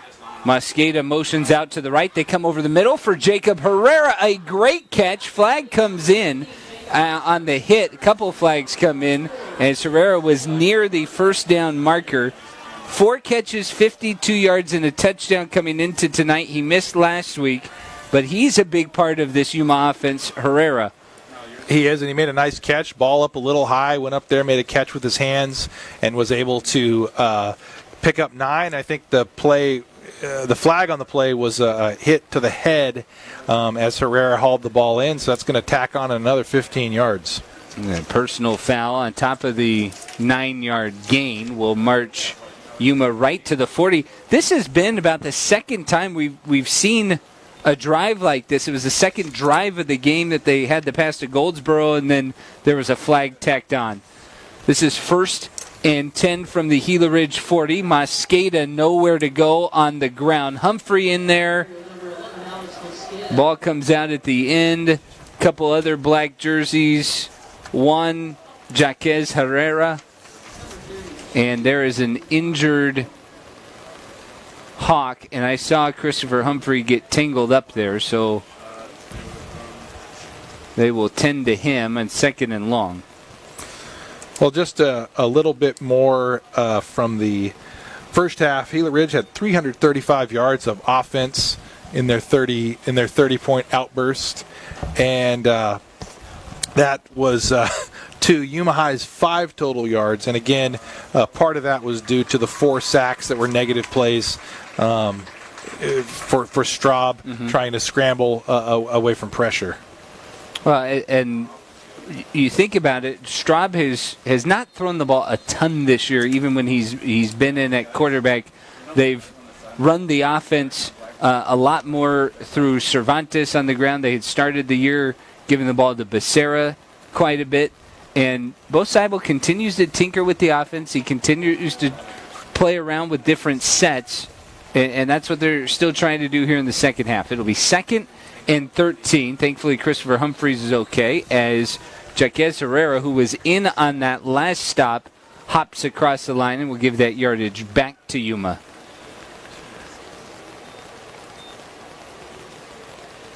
It has been incredible. We've watched Gila Ridge 4 complete games as Cameron races out to the outside. Looks like he's covering the receiver Herrera. They try Mosqueda on a jet sweep, and they'll go right back to where they were before the penalty. A loss of 6. Trying to find interesting ways to get Mosqueda into space, but Gila Ridge is keying on him heavily. Well, and he's had 3 carries on the night for now 0 yards. He had an 8-yard rush out of the backfield in the first half. And that was in the first half. It was the first time we've seen a direct handoff to Mosqueda this year. He hasn't gotten a catch yet. He had a ball go through his hands, and he's been overthrown a couple of times. He's been targeted 4 times. No catches.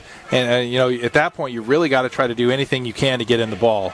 3rd and 11, shotgun, 3 receivers all to the right of Straub, and we'll get a flag and a encroachment on Gila Ridge again. Oh, I think this is obvious 2-down territory for the Criminals. Here in a 3rd down and about 6, they're going to have an opportunity to pick it up here and get another shot if they don't on 4th down. JL, good looking for an explanation. I think it was in the middle of the line. It might have been somebody lined up a little bit over the ball. So it'll be 3rd and 6. Straub passing. Pressure comes. We'll tuck it and run. And Jacob Straub, an excellent job to get down to the 30 and a 1st down for Yuma. Well, and Straub's a tough runner. We saw him in his first appearance as the quarterback after Medell got banged up last week, run in a 4th and 1, 4th and goal play from the 1 to score Yuma's first touchdown last week. And there he makes a crucial scramble for a 6-yard gain and a 1st down to keep this drive going for the Criminals. Rolling into Gila Ridge territory from the 30, 1st and 10. Straub quickly gets rid of it. There's Mosqueda's first catch. Alex Mosqueda down to the Gila Ridge 21, just going to be shy of another 1st down. And I don't want to sound like a broken record here, but the Criminals are so much better when they're very decisive and hit those quick hitter plays. That was a slant to Mosqueda for a 9-yard gain. 2nd and 1. Here's Cervantes, bounced off of a tackle, picks up the 1st down. It's been a tough night for Eric Cervantes, the senior who is slow to get up. But he has really fought for every yard he's gotten tonight. And that's typical of Cervantes. He's been the kind of guy that, even as he limps off the field here, you're probably expecting him to not be off the field long. He's one of the toughest players between all 4 teams in town, and somebody who will, be sent off the right way his senior year next week. Torres checks into his right. He'll get the handoff. Isaac Torres running right up the middle inside the 15. A gain of 5. A good run by the junior, who's getting more and more exposure as he gets comfortable in the ball game. Well, and the Criminals have really found something here. I think they might be a 3rd quarter team. But we saw some excellent stuff from them as they gave him 4. And Torres goes back to it on 2nd down. Flag comes out at about the line of scrimmage. That's going to be a hold on the end of the line there. Torres nears the 1st down, but flag in the backfield should wipe away the gain. Well, a lot of times you see holding calls that legal shift don't necessarily make a difference there. I think there was a holding call that didn't get called there that was the reason Torres was able to get around the corner. There were a couple of good blocks. Mosqueda and Goldsboro both created a little bit of room on the edge, it looked like, that allowed Torres to get out there. But Yuma backs up to the 20 of Gila Ridge. 8:21 in the 3rd quarter, but this has been the best drive of the game for Yuma High. Straub with Torres to his right, 2 backs since Torres in motion to his left. Handoff goes to Mosqueda, spins off the first tackler as Tyler Faber stepped up, but Pono Reynaud finished him off, a loss of 2. Well, I think at some point Yuma's going to have to go with that swing pass because they've run that motion out of the backfield, and the first time we saw them do that with Mosqueda, it opened some things up. They've tried that a few more times, and the running game just hasn't been there because they're not worried about the swing. They haven't tried that part of that play once yet. I wouldn't be surprised if they make a pass attempt on that coming up later in the game tonight. Shotgun on 3rd and 12. Straub rolling left. Pressure comes. Noriega trying to track him down, and Hunter Kamen almost had an interception, but Johnny Noriega is going to get the flag after Straub got rid of the pass. The referee was pointing to his head. It looked like it was maybe a helmet-to-helmet type play. I'm not sure what the... He signaled roughing the passer. And so, he continues to gesture towards his head and didn't quite see it in the frame. Noriega was unaware that there was a penalty until well after the play. He didn't think he did anything wrong. Well, that's why I think it was more of the helmet contact as opposed to a late hit type of roughing play, just because the hit was in time with Straub's release. In fact, it caused the incompletion. So they're trying to figure out what to do with the chains because I think the ball is exactly on the 10 or maybe just a little behind. So call it the 11. It'll be 1st and 10 for Yuma. Can't get a first down without scoring. Torres off the left side. The junior down to the 5, a gain of 6. And Torres runs hard. He's a guy that's hitting that hole fast, and he was able to turn the corner there for a 6-yard gain. And that's a nice change of pace from Cervantes, who tends to be a bruising back. And he's not tiny. Isaac Torres, 6 feet, 195 pounds, a little bit more shifty than Eric Cervantes. 2nd and 5. It's Torres again, but the defense got to him, and the first guy there, Isaac Herrera, on the stop. Well, now we're back to a 3rd down spot here, and I really wish, we could see an attempt just to let Mosqueda try to go up and get one here in maybe the front of the end zone, and we'll see what the call is from the sideline here from Coach Seibel. Interesting where we've talked about the positioning of Mosqueda. We've noticed a lot they have not lined him up in areas that Jaheim Wilson-Jones is typically. They've made Wilson-Jones travel to cover him, or they've lined up Mosqueda in the backfield. And we've seen that week after week in terms of how Gila Ridge has used Wilson-Jones. He's even covered tight ends this year. He's been everywhere. Yeah, he has, and we're going to see a timeout here from the Criminals to talk things over with their chance, the first real opportunity to get in the end zone. Longest drive of the game for Yuma High. 10th play coming up on 11. Under 6 minutes in the third quarter. They have used this entire half, entire quarter, and they're trailing 30-0. But really, this is a lot of what you've been calling for, Eric, from Jacob Straub and company. A long drive sustained through some Gila Ridge penalties, but some really good calls in the RPO. That run-pass option has worked really well a couple of times on this drive. Well, really the only plays that have been unsuccessful were those direct runs to Mosqueda. Right. Otherwise, it's been all positive plays. Straub had a 6-yard scramble. Cervantes had a powerful 2-yard run. We saw a 6-yard run, a 5-yard run, both from Torres, and back-to-back 9-yard passes early on from Straub at the beginning of the drive. So this is really the first sustained opportunity for the Criminals where they've been able to put things together, get multiple first downs, keep the ball moving in a positive direction, and, take advantage of a couple of penalties here and there. But that's kind of par for the course when it comes to Gila Ridge on either side of the ball. And yards are yards, right? I think that's what Yuma has been looking for as they tighten up the formation. Still out of the shotgun goes Straub. On 3rd and 5. Can't get a first down in the corner without scoring. Straub takes the snap. He's going to Mosqueda in the corner. Couldn't hold on as Jaheim Wilson-Jones broke it up, but Tony Romo right on the call. 2 for 2 on that, I think.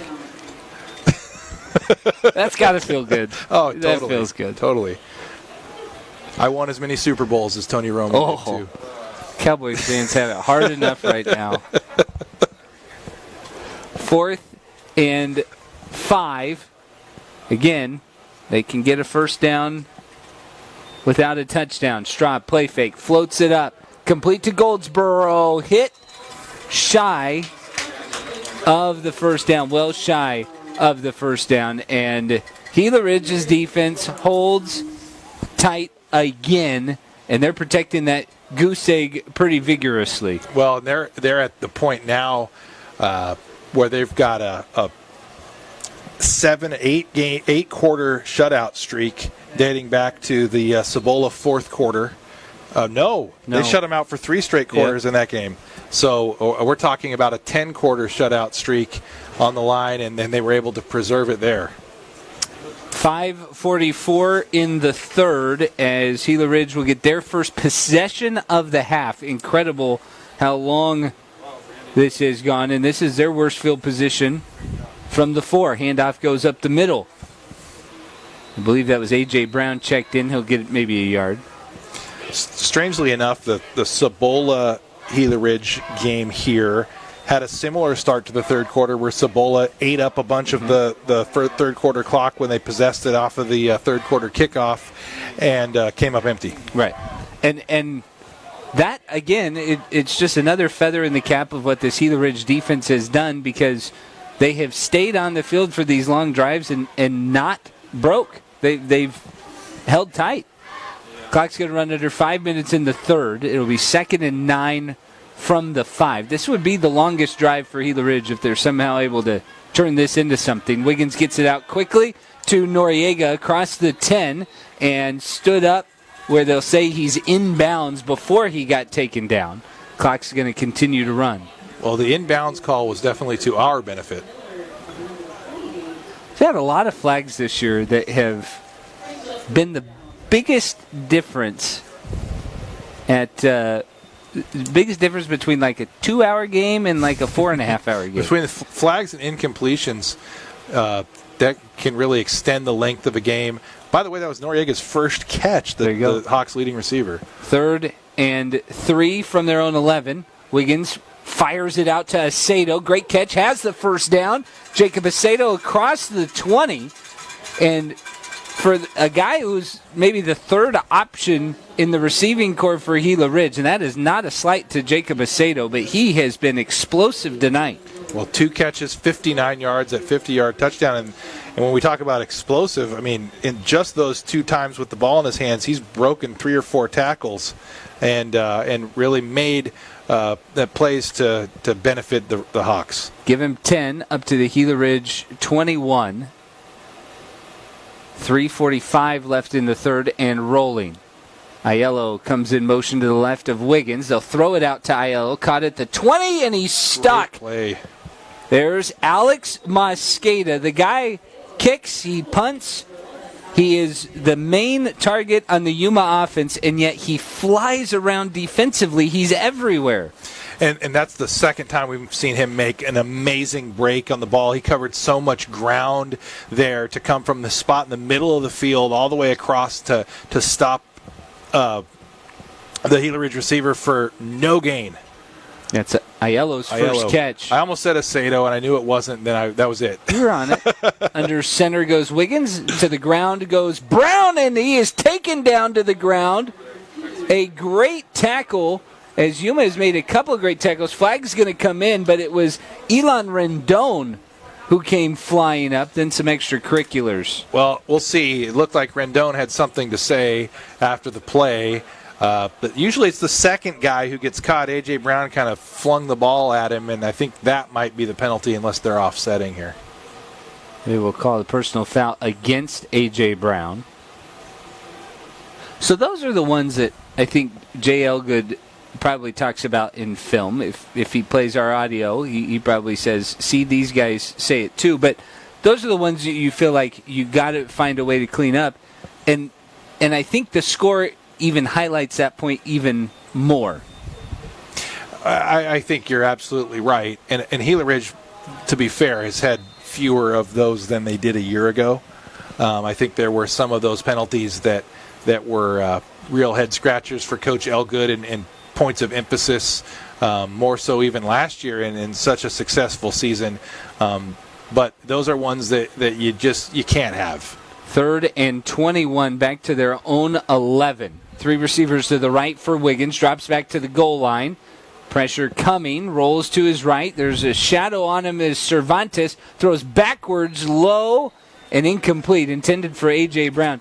C.J. Wiggins probably took a minute off the clock there, just rolling, but it ends up an incomplete, and the clock pauses at 2:06. Well, and a great job by Devin Miller there, the Yuma High linebacker. He was able to keep Wiggins in front of him. He didn't commit. He knew that he had a lot of distance behind him before the first down stick, and was able to sort of corral him and force him into an incompletion. This will be the first punt for C.J. Wiggins since the opening drive of the game. So both starts to the halves for Gila Ridge, as Jay Elgood's going to use a timeout to get the appropriate personnel on the field. Both starts of halves have ended in punts, or we assume will end in punts, but I think that speaks to what Yuma has been trying to do, Eric, which is keep their offense on the field, keep the Gila Ridge offense off the field, and prevent them from getting into a rhythm. Yeah, I think so. And you know, the thing that I might also highlight is the difference between Yuma High rested and Yuma High fatigued. Yeah. Because you've got back-to-back opening possessions of halves for Gila Ridge where the defense looked really formidable. Right. You know, they had the 3-and-out on the opening drive. They got a sack. They forced a innocuous scramble from Wiggins thanks to good pressure. And then obviously they benefited from Wiggins stumbling over a center on the opening play of the game. But here again, they give up 1 first down. They benefit from a personal foul penalty. But look, the first 2 plays before the penalty were a short run and an incompletion. So I think overall, Yuma High really benefits from getting some guys some rest, getting that halftime break, and we're seeing a difference in the defense. Also, when the offense can be on the field for a little bit of a chunk of change in the half. I think a succinct way to say it right is the talent level is there. It's just the depth of having the same amount of guys as Gila Ridge. As Wiggins sends a fluttering kick that will bounce out at the 50. Joseph Aiello chasing it all the way out of bounds as Yuma High's offense will come back onto the field. 1:59 to go in the quarter. And I'll tell you, the pace of this quarter compared to the pace of the first half, each team had 8 possessions in the opening half. We're almost all the way through the third quarter, and this is Yuma High's just second possession. Well, we had 55 plays in the first half.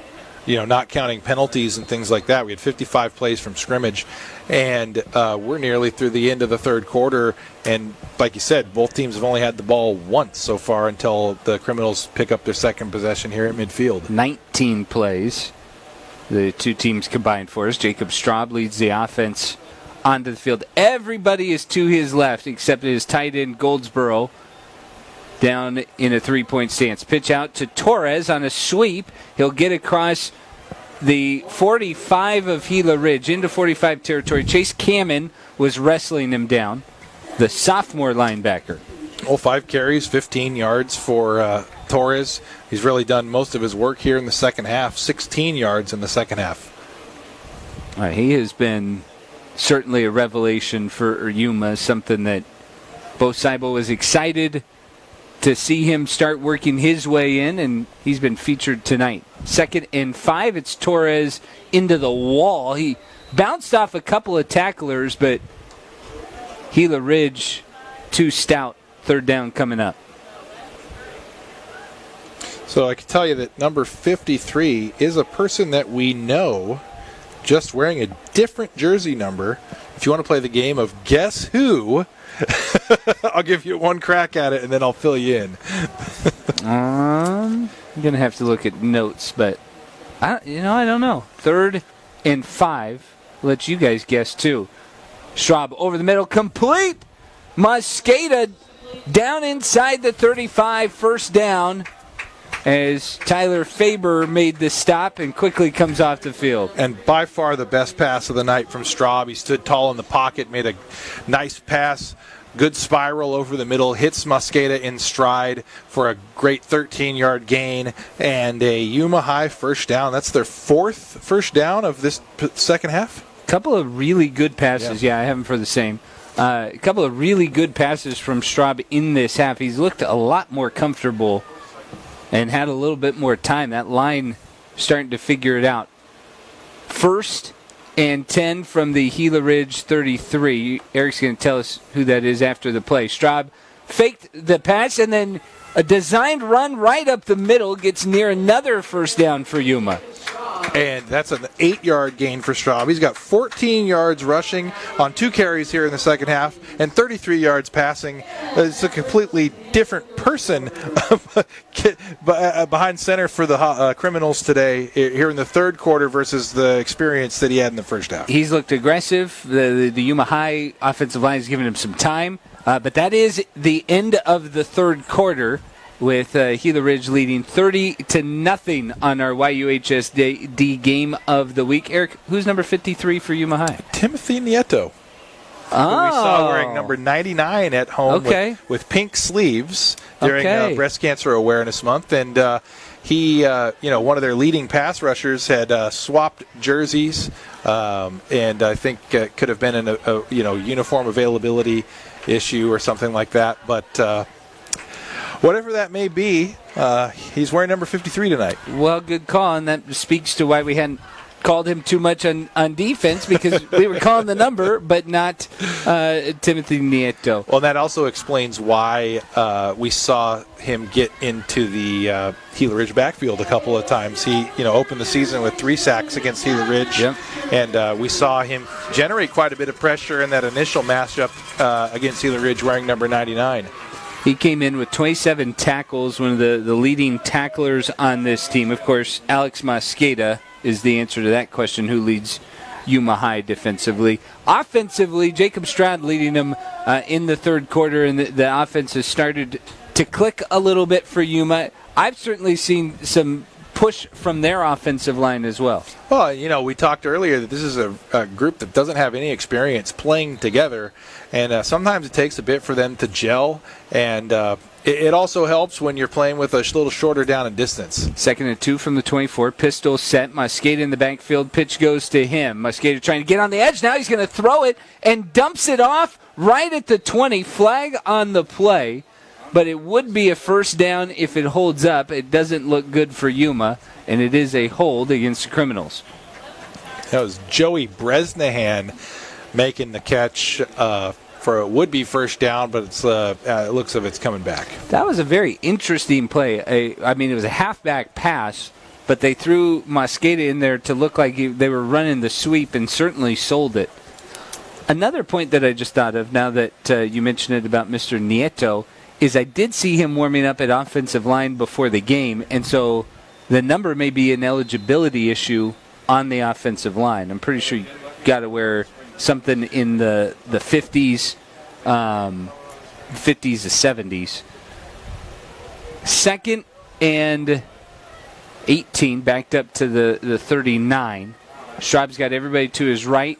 They'll throw the screen to Mosqueda, and Gila Ridge is right there. It's a really good tackling team in the Gila Ridge defense. They've made some real strides in that area, and that's obviously something that all coaches want to see improvement on, and I think Coach Elgood can really hang his hat on seeing that improvement this year from his defense. Bo Seibel is trying to create a lot of space with loaded sets. They've been on the right side of the field and put all the personnel to the right side of the field, and they were still trying to create space as a flag is going to back up Yuma even further. False start against the Criminals. Well, and this is sort of been the Achilles heel for the Criminals, is that they can't take advantage of opportunities a lot of times. They were a few plays ago sitting at a 2nd and 2, maybe 1.5, had converted the first down on the little bit of trickery, and all of a sudden they're faced with a 3rd and forever. From the 41, Straub heaves it down the field, going for Mosqueda. It's broken up.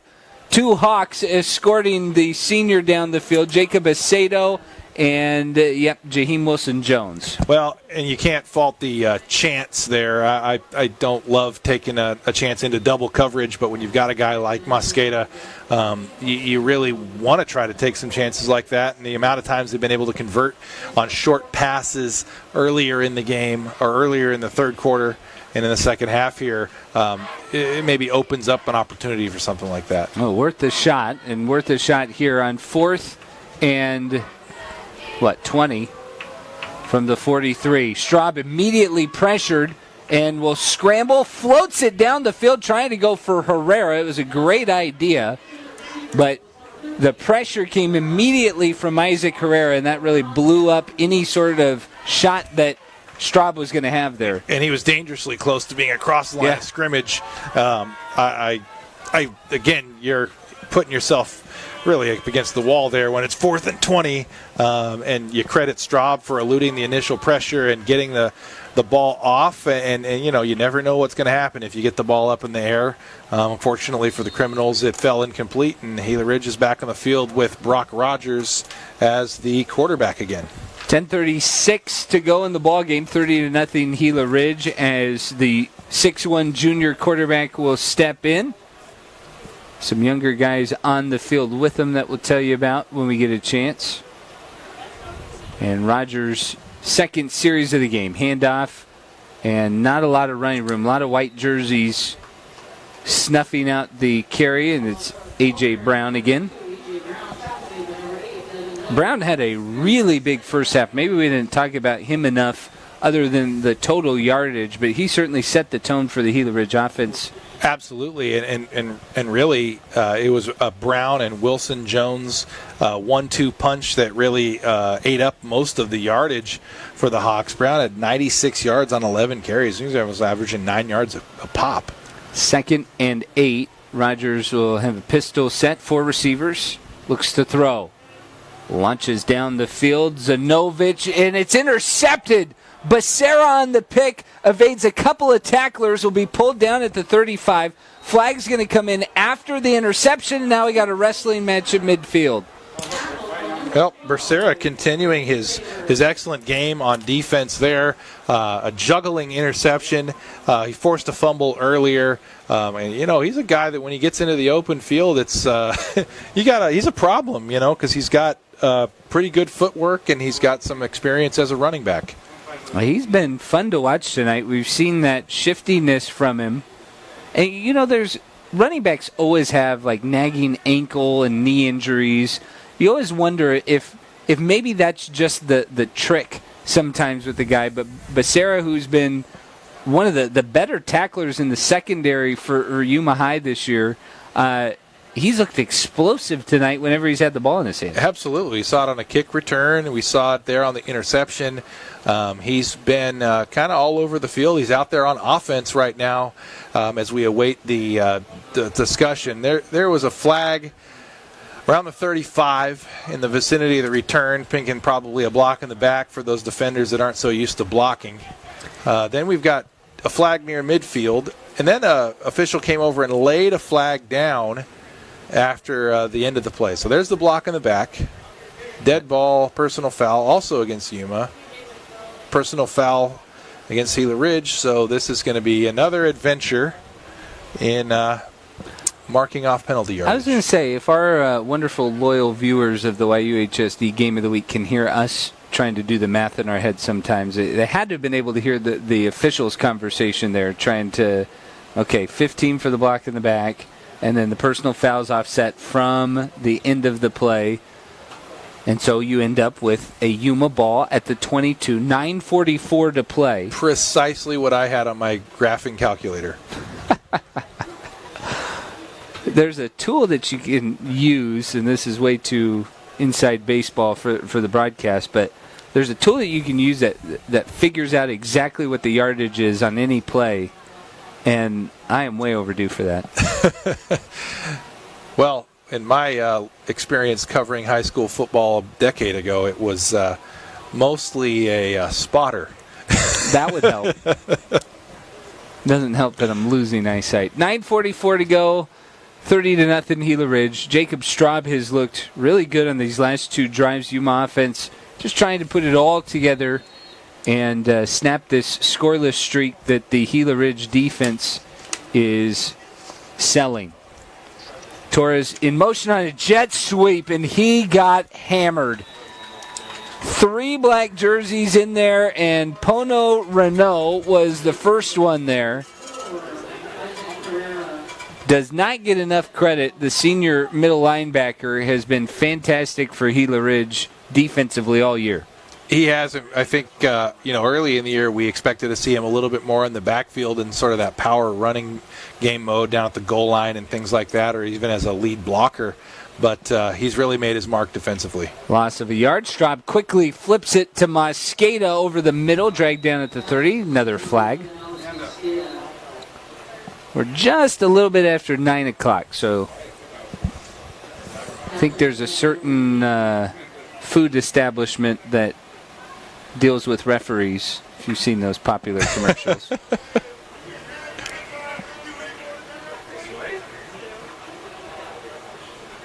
So this was a false start, and will negate the pass to Mosqueda over the middle, and he checks out of the game for the Criminals. You always wonder, and I mean, we watch him a lot, obviously. I'm always looking for the times where he does go off the field, because he literally is asked to have so much responsibility in every set. 2nd and 15. Clock running under 9 minutes to go in the ball game. 7 guys in the box for Gila Ridge. Ball over the middle, broken up. Well, that's the third consecutive incompletion for Straub after a really nice start to the second half. He's still been able to complete 5 of his 10 second half passes for 36 yards, which, again, we said earlier was quite a revelation after the struggles that the Criminals offense had in the first half. Yeah, they've adjusted, but I think that rest point you were making a little bit in between quarters is certainly valid. 3 receivers to the right for Straub on 3rd and 15. Rolling, thought about it, tucks and runs, and got through an arm tackle across the 25. Bring up a manageable 4th down if Bo Seibel decides to keep his offense on the field. And I think he will. Mosqueda was back on the field, speaking of rest. He got 1 play of rest. And then Straub had him on an out route along the sidelines and made the decision to tuck and run it. Looked like Mosqueda felt like he was open. I think that I would agree. Well as we thought that out, they're going to punt. Mosqueda will lead the punt team on. Johnny Noriega standing back at the Gila Ridge 40. Wind still blustering as we have less than 8 minutes and counting in the ball game. See what kind of leg Mosqueda can get into it. No, he's going to keep it and go. Mosqueda lowers the pads, but he's taken down at the 30. Now a flag after the tackle. And that could be the difference in keeping the Yuma offense on the field. This may fall in the area of unsportsmanlike, but they run the fake. What do you think? Well, nothing to lose really at this point. You're down 30 in the 4th quarter. You got to find some kind of spark. If you're going to ask someone to do it, it's going to be Mosqueda. It looks like it might have been a face mask. Yep, it is. And so, well, thanks to the penalty, it worked. Yeah, face mask that got Mosqueda down. He's a hard runner, and you haven't got to see that when he's gotten the traditional handoffs, just because Gila Ridge defensive line has been on top of him tonight. Well, that's why we talk so much about wanting to get him into space, because when he has the space to operate, he is a tough load to bring down. Mosqueda running here. He gets a little bit of space and across midfield into Gila Ridge territory. So that little bit of break, you finally get Alex Mosqueda a breather, and he comes out firing. Yeah, he goes over, gets a sip of water, and he's back in the game with newfound energy. Like it's the first quarter. I feel like he would have been a tremendous cross-country runner if that was his fall sport of choice. 2nd and 2 from the Gila Ridge 48. Mosqueda motions out to the right, up the middle to Cervantes, and Isaac Herrera is there. We've been calling his name a lot tonight. Herrera, Pono Renault, John Davis, Chris Humphrey, they've all seemed to be in the backfield a lot tonight. Oh, absolutely. And, you know, because of Yuma High's emphasis on the run game and ball control on offense, those guys for Gila Ridge have had a real opportunity to impact the game, and they've been the difference in this being a shutout right now. 3rd and 1. Handoff is Cervantes, bouncing it to the left side, wrestled down by Hunter Kamen, and it'll bring up 4th and short, a loss of 1 for Cervantes on the play. Yeah, Cervantes is just really had nowhere to go tonight. 10 carries, -2 yards, and it's just been so many times when the initial hole has been bottled up and he's had to try to bounce it like he did there, nothing doing really. Hunter Kamen, we've called the Kamen brothers a lot tonight, and Hunter has had maybe one of his best games that we've seen on the YUHSD Game of the Week. Big 4th down. Shotgun Straub will give. Torres nowhere to go.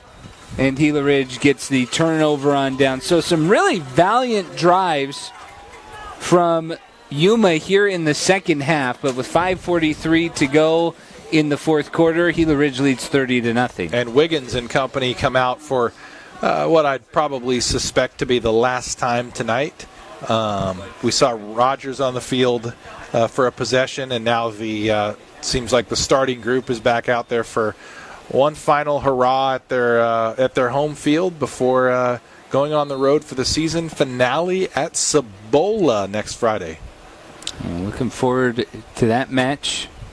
We talked a lot at stake, but 5:43 left here. Shotgun for Wiggins as he brings Noriega in motion, then back into the backfield, and it's the option to Noriega. Trying to run out to the left. Nice spin move. When do you ever see that work? And he falls forward. Yeah. Not very often, let me tell you. I've had a rough year with it. So gain of 4-ish for Noriega. Second touch of the night for Noriega, both coming here in the second half. By far his quietest night of the season, and he comes off the field for perhaps the final time at home this season. Looked like Wiggins came off too. Brock Rogers back in on 2nd and 6. Into the pistol from the Yuma 46. Rosso, the sophomore, slugging forward. He's pulled down almost immediately. Jesus Deloa. Haven't called that name too much, but the junior was right there to make the tackle.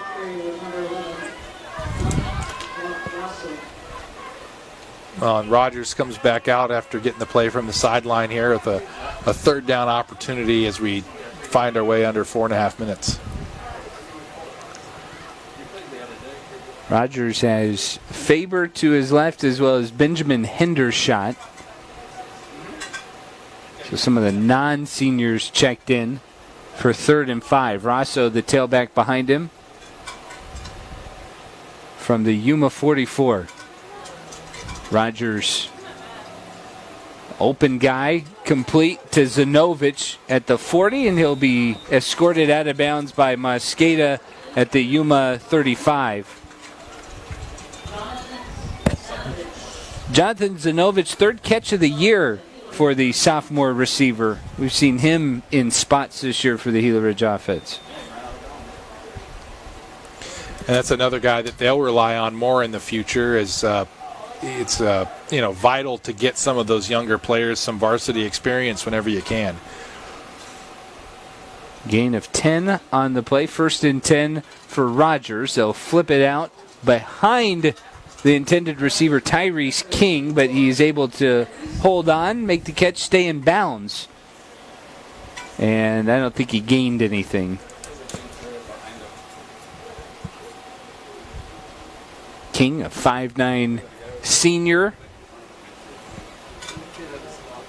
Get an opportunity to get the ball in space. Running under 3:30 to go from Veterans Memorial Stadium at Gila Ridge High School. Our YUHSD game of the week. 4 receivers for Rogers, and he keeps it himself, weaving back and forth, and Rogers got the first down. He'll get chased out at the 25, checked out, and flags come from everywhere.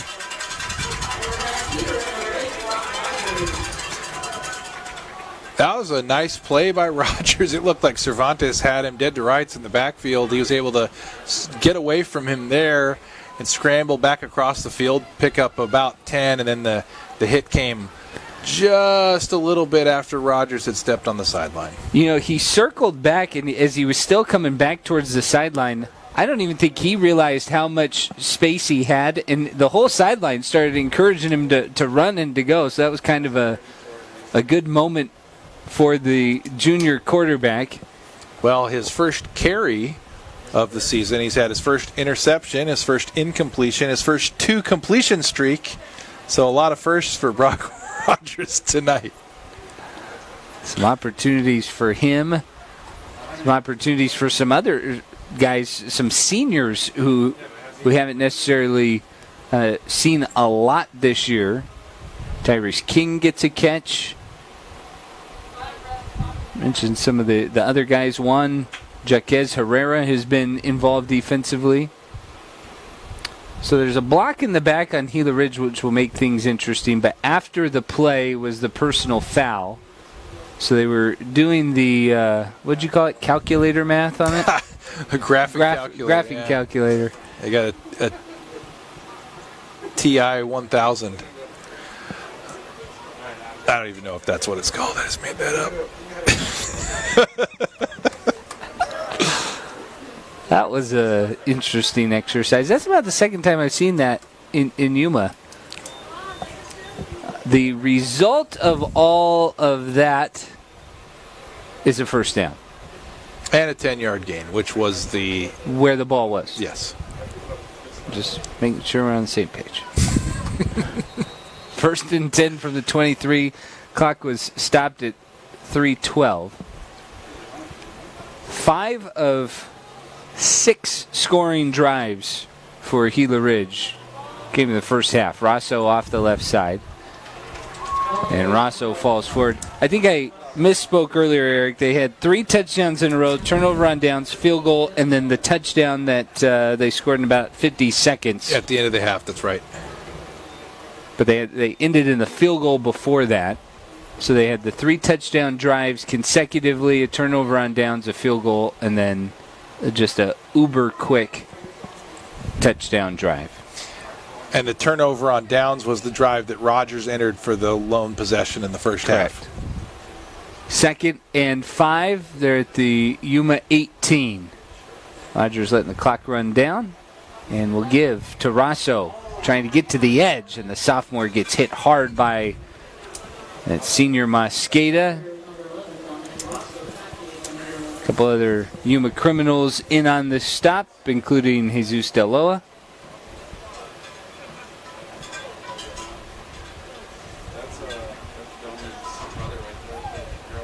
So Rosso fits in that category that I was talking about. This is the senior, the 5'7" shifty back who's getting some carries on senior night.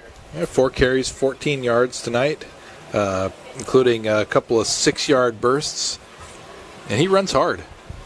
He'll be in the backfield with Rogers on 3rd down. 3 receivers to the left. There's a shotgun. And they convert here. They'll be able to run the clock out. Rogers will throw. And his options weren't there. Tiptoes the sideline. He runs out at the 20. He lost a few yards. Not even got back to the 20. And Well, as he gains some more experience, those are the pass, a ball that he's going to try to make a play downfield or at least throw it away. And that's why you want these younger players getting an opportunity, because you're not going to learn how to deal with those situations without getting the actual in-game experience. Gila's hit from 38 in the second quarter. This is also going to be a 38-yard field goal, with Wiggins holding back at the 28. Snap and holder good. Gila's into the wind. And across the field, it rolls over the crossbar. 2 38-yard field goals for Michael Galaz. And the sophomore kicker has been excellent tonight for Yuma. And the Bears probably wish they had him a couple of years ago in the playoffs. The Bear, everybody's wearing it from you tonight. The Cowboys, the Bears. I got Tom Brady last time we were here too, so that's true. Everyone's fair game. That is true. 2 38-yard field goals for Galaz, and I think you add that, right? The kicking game with a minute 17 to go from Veterans Memorial Stadium, 33-0 Gila Ridge. But once again, the Hawks show another complete effort. Oh, absolutely, and I think I got to give some of the credit to the Yuma High defense here for keeping them at 33. Obviously, part of that has to do with some revolving door at quarterback, getting Rogers some opportunities here on 3 of the drives. But overall, a complete effort from the Hawks, and I really think the defense for Gila Ridge has been phenomenal. Galaz will get a boot to it. Send Mosqueda back to the 6. The senior collects it, running across the field. Mosqueda able to knock down a couple of would-be tacklers, gets back across the 35, and Yuma may be looking at their last possession with a minute 7 to go. And with one game remaining on the schedule, the Criminals had that oddity of playing all 3 of their home games the first 3 weeks of the season. Senior night in the midway point, and for their seniors like Mosqueda and Cervantes and Straub, they're going to get one more crack at it next week again on the road at Kofa. And that may be it. Looks like Yuma's offense will kneel it out. And we're going to get to a conclusion here. 33-0 Gila Ridge, as the Hawks are going to improve now to 5-0. That would drop Yuma to 1-4. And that sets up a pretty interesting matchup. So you talked about Yuma next week would be at Kofa. Gila Ridge playing their final home game of the year. They're going to be at Cibola next week, and city title is going to be on the line. It is, and it is at this point a winner-take-all game. Gila Ridge having won the previous matchup. Cibola will enter that game at 4-1, and Gila Ridge will be 5-0. Should Cibola come out on top, the city championship would go to the Raiders, having been the defending champions, and the Hawks have an opportunity to do something never done before. Pretty incredible. Also want to thank the incredible effort of our Gila Ridge CTE squad. Our producers tonight, Bryanda, Lara, and Kennedi, Lasley. Our camera operators, Josue, Hernandez, Octavio, Garcia, Gonzalo, Orozco. Our gaffer, Bruno, Molina. And on graphics, Jeffery, Parle. Of course, their wonderful instructor and our director, James Kuzniak. But this game, Eric, goes a lot into what we've kind of been talking about this year with Gila Ridge. This is a team that has put together complete efforts. They continue week after week to show improvements and something different and somebody else. And tonight they did that one more time.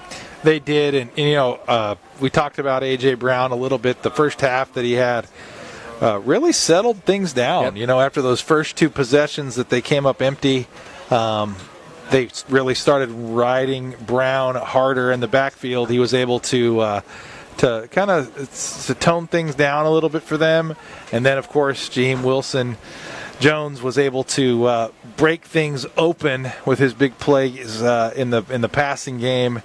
But they just do a little bit of everything well, don't they? I mean, the defense was outstanding.